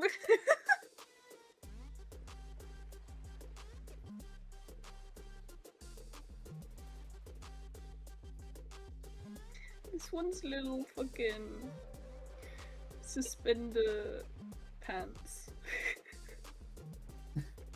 You know that Tom and Jerry thing where like No, that's Tom crazy. gets smacked to the foot and it's 60 flat, damage. really big? Yeah, that's exactly what happens. That does it. Describe how PR does it.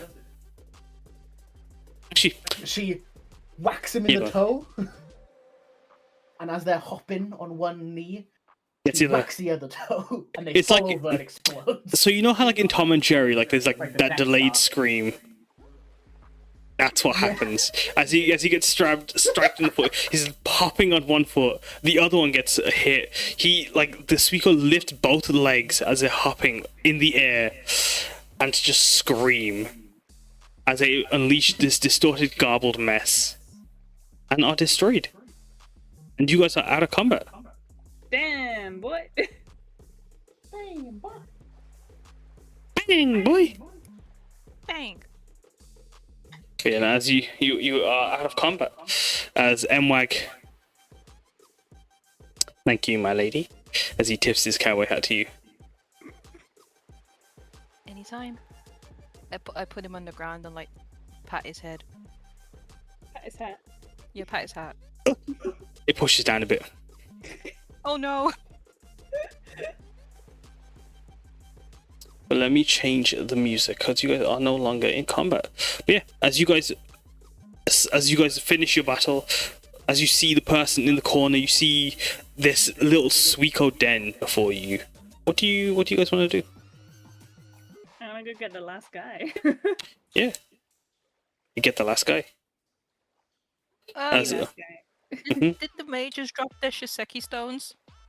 They did, but like, what's left of them as like they disintegrate is very. If you guys want to loot the yokai, let me know and I'll tell you what their loot is. If you guys want to, would you guys like to loot the yokai? What like is left of them? What I'll do is I'll add that to the loot table at the loot list at the end of the session. As you go help this last person. The one Piyar saved is still hiding behind the barrels. It hops over. You guys still wrapped. As you release them, Kumari, this is Inosuke. Inosuke the Hunter. The Inosuke? Like Demon Slayer? No, this is like Fiend Slayer. Fiend Hunter. Bean Slayer. Yeah, Bean Slayer. My bad. Demon Slayer. Demon Slayer. That's what they call me when I see Heinz. You know what I'm saying? No, but yeah, as you see the Inosuke, the hunter, he. Oh, thanks. Man, they tell you don't go fishing at night. Don't go fishing at night. But you were a hunter. Why are you fishing? Well, Why are I you just- night fishing? I just wanted to catch a fish. You know when you get a craving. Like, I mean, Mercy does it all the time. Why can't I do it? Kumari just kind of squints her eyes. On a man get a bit of salmon for a midnight snack. As he starts patting his belly. Well, the Suiko are gone from this area now, so next time you have a midnight craving for fresh salmon, you might be alright. But tell someone where you're going next time. That might be smart. I mean, I could probably ask Chacha VJ as well. Or you could whip something up, but like... But what if he didn't have a salmon, you know? Well, it's better to ask him first. Yeah, I mean, I know that now. As you would have all gathered the group, they each thanking you all for helping them. Specifically Gladdron, Sayaka, and Kyuko being new. Oh, we've not seen you guys around Tajima. Inosuke says, "You guys new, or you guys passing by?" Foreign, staying. Oh, wait, you didn't say staying, did you? New home now. Well, that's not staying. That's just little old marker, isn't it? The little diary. Pulls out a diary from his back pocket. It's soggy. Gladdron tilts his head in confusion. Well, like, just because it's no longer home anymore, right? Like that don't mean it's staying.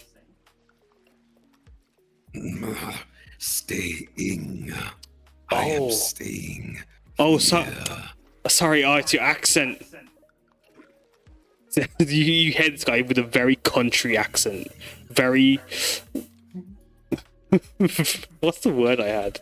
Yokel. That's it. A very yokel-esque accent in his crackle as he responds to you. You see. Ah, okay. Welcome to Tajima. You guys staying too? Yes. Yep. Oh, let's go. And then Sayaka as well. Does Sayaka respond? Or does Sayaka go off to look at shinies?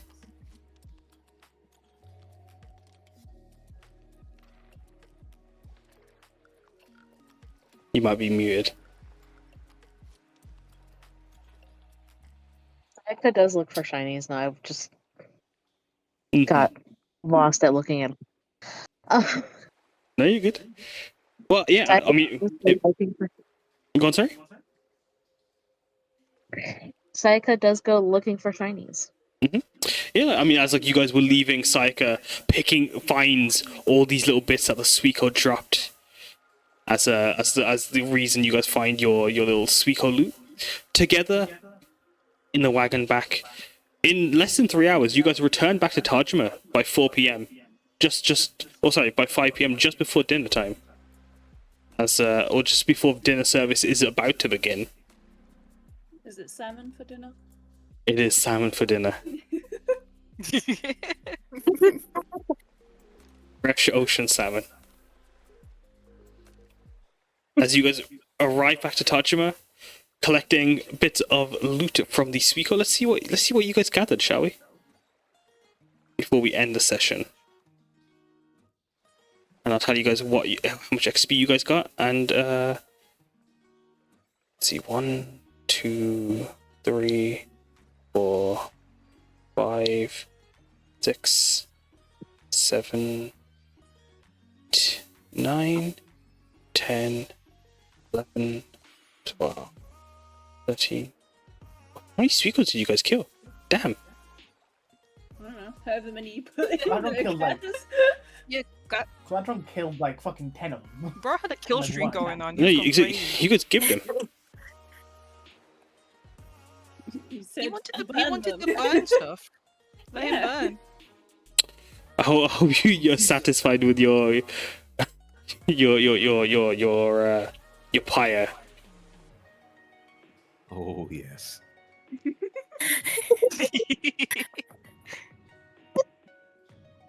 What I like to hear. Before leaving the cave, I think you mentioned there was like sea glass on the ground. Yeah, there's bits of sea glass all around. Kyoko picks up a couple of pieces of that. Yeah, definitely. Yeah, like roll a. Oh, sorry, go on. Sayaka, you want to pick? Also Perfect. Could both of you roll for me a perception check? Or sleight of hand to see how much you pick up?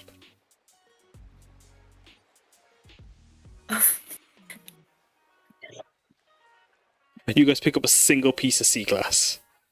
It's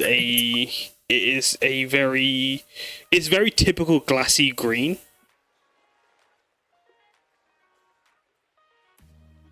When you pick this piece up. It's got a nice fried fish smell there. Yeah. Is it only one piece for the two of us? Yeah, one piece. You got to half it. No, you got one piece each. Alright. There's 7, 21. 21 divided by 6. Alright. Everyone, you get to roll 3d6 each. Oh.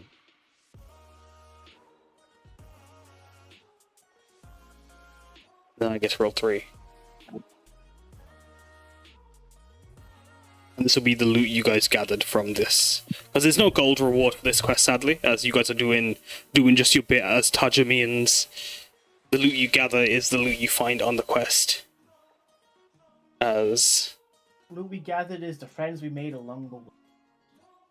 Yes. So I got Sayaka, to burn shit, I'm happy. That's it. Sayaka, you found.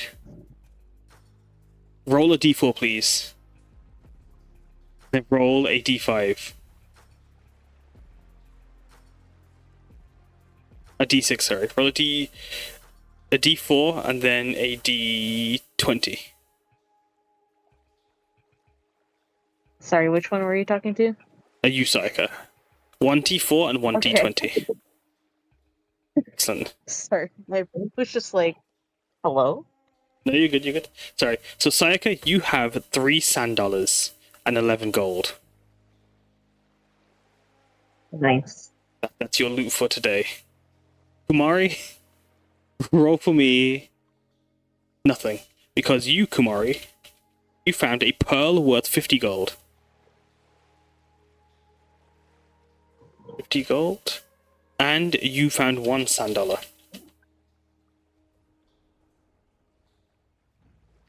Then that's it. Zahn, you found 2 sand dollars. Sorry, Gladdron found 2 sand dollars. Okay. What do sand dollars do? You tell me. When you go to underwater land, it's to spend the. Kyuko, could you roll for me 1d4 and then 1d20?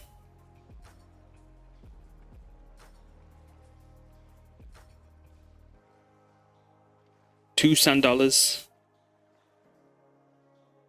and 12 gold.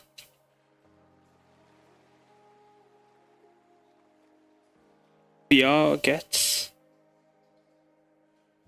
1 pearl worth 50 gold as well. 1 sand dollar. And a smoked fish wrapped in banana leaf. Oh. Ooh. It is a large salmon that would be enough to share amongst all of you if Piyar shared it with the group. I don't know. She's a hungry lady, of course. Yeah.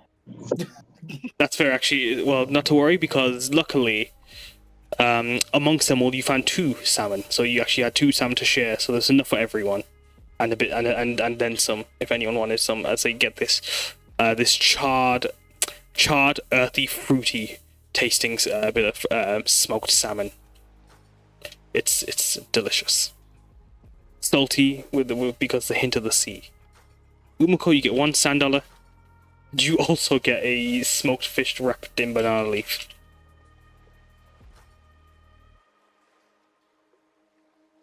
That's my Shiro's right there.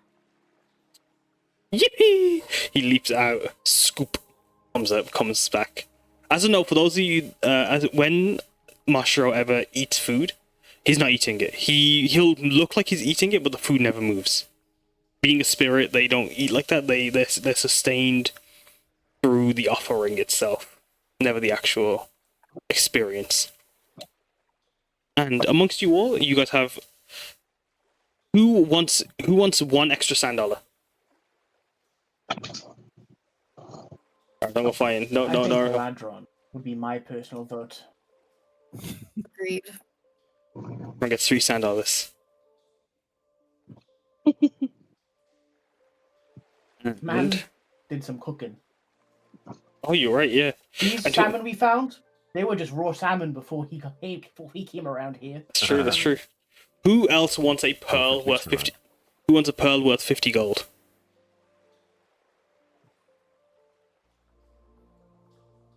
I mean, I feel like Sayaka should have it because it's an extra shiny. That is true. Sayaka, here is your pearl. And then there is the Suiko mages. So what is their loot? Umeko, who got the 2 final kills? Piyar was 1, and did Umeko get 1? I don't think I got one. No worries. Well, I'm gonna say It was, then. it was the two barbarians with the other mage. Piyar, Gladdron. Then I am going to ask, who got the least amount? Gladdron, Kyuko, Kumari, and Umeko. Each of you roll me a d6 as you guys get a loot drop from the Suiko mages and the Kappa. Gladdron, 4.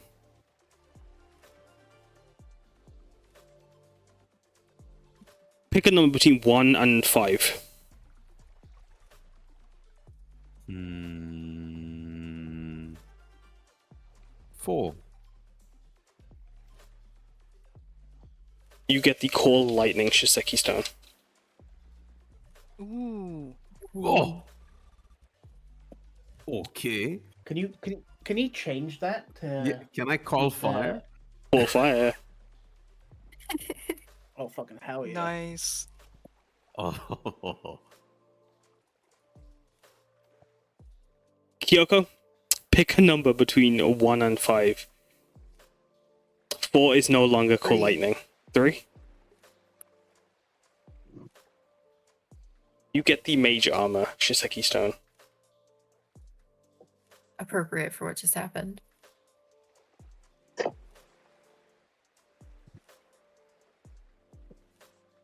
Umeko, roll me 1d6, and Kumari, roll me 1d3.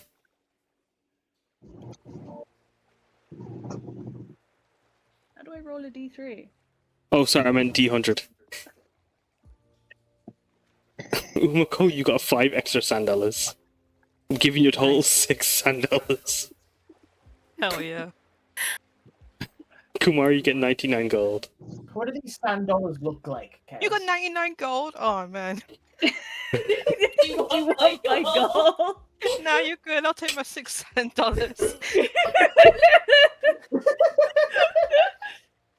The $1 is like a shell with an imprinting of a shell, a helix, or a starfish, or a little fishy. Ooh. Little fishy. Little fishy.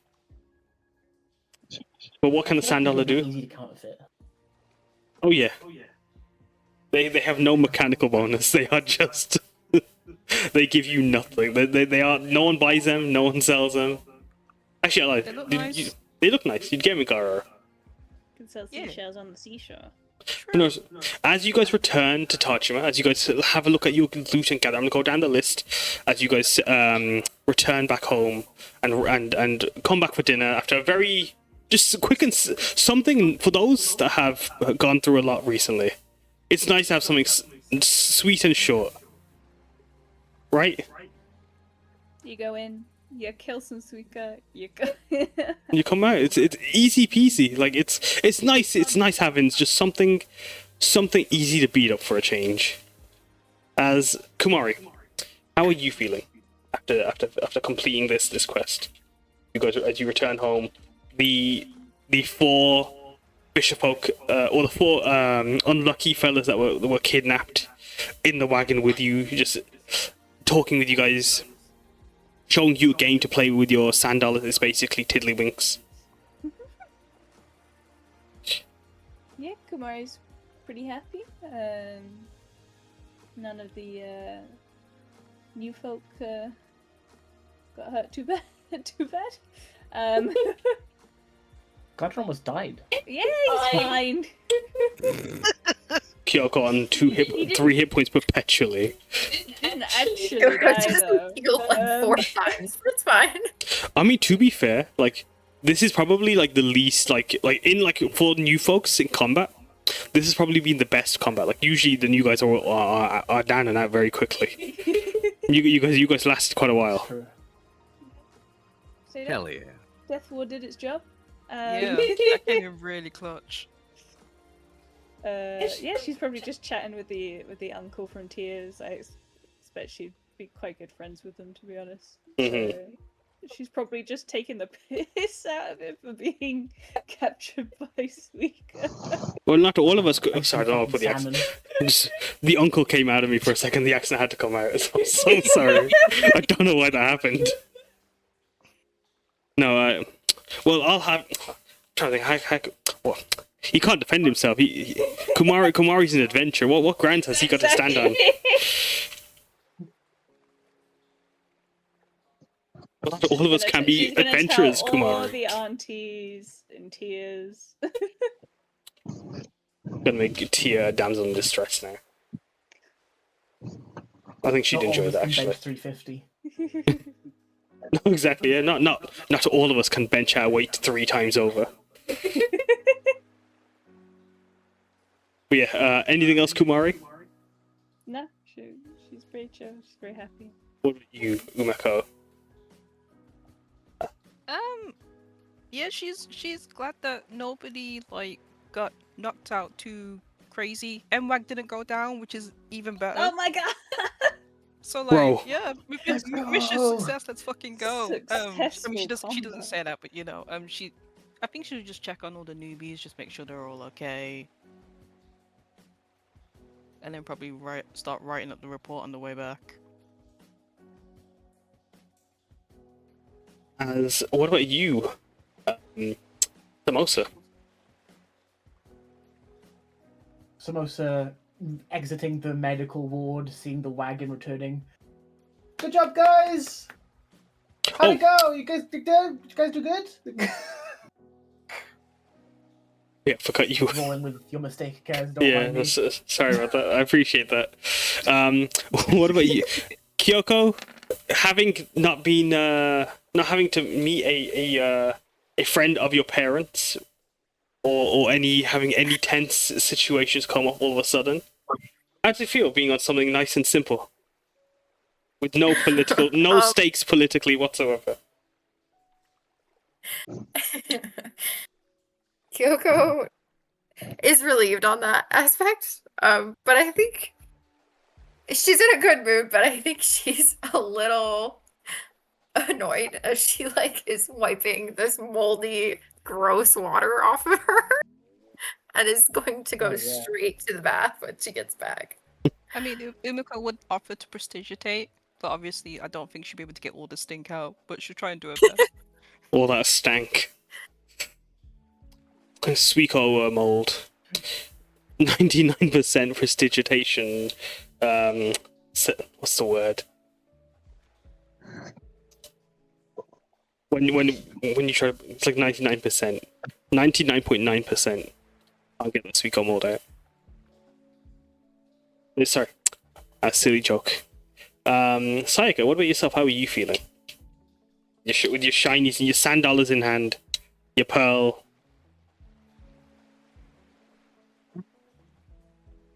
Sayaka is very happy with all of her shinies. And she's never really gotten sand dollars before, so she's not entirely sure what they are, but they look very pretty. Mm-hmm. So she's very happy about that. And that she also has some gold because she basically just left home not sure if she brought gold, but was happy to find that she did, in fact, have money. Let's go. It's crazy that sand dollar is an actual animal. She doesn't know that. Don't tell her that. No, don't worry. I just knew that. That's not. It's better than it being a man. Yeah, that's true. It's better than finding out that all your sand dollars is one person. But no. Damn, that's What about you, Gladdron? How are you feeling as you come back home? Gladdron's feeling good.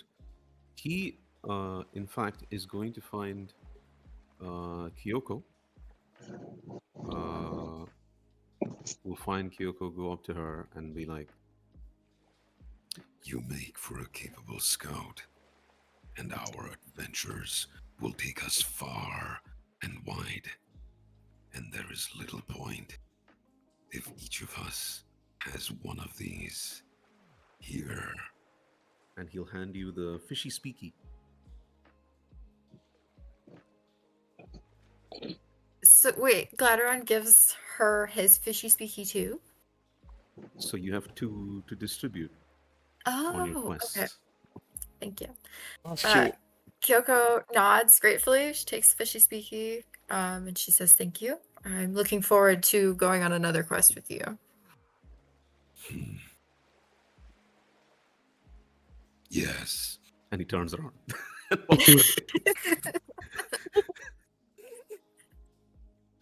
I love how He's curt he but he's is. blushing. in the distance, you see fire rain from the sky somewhere.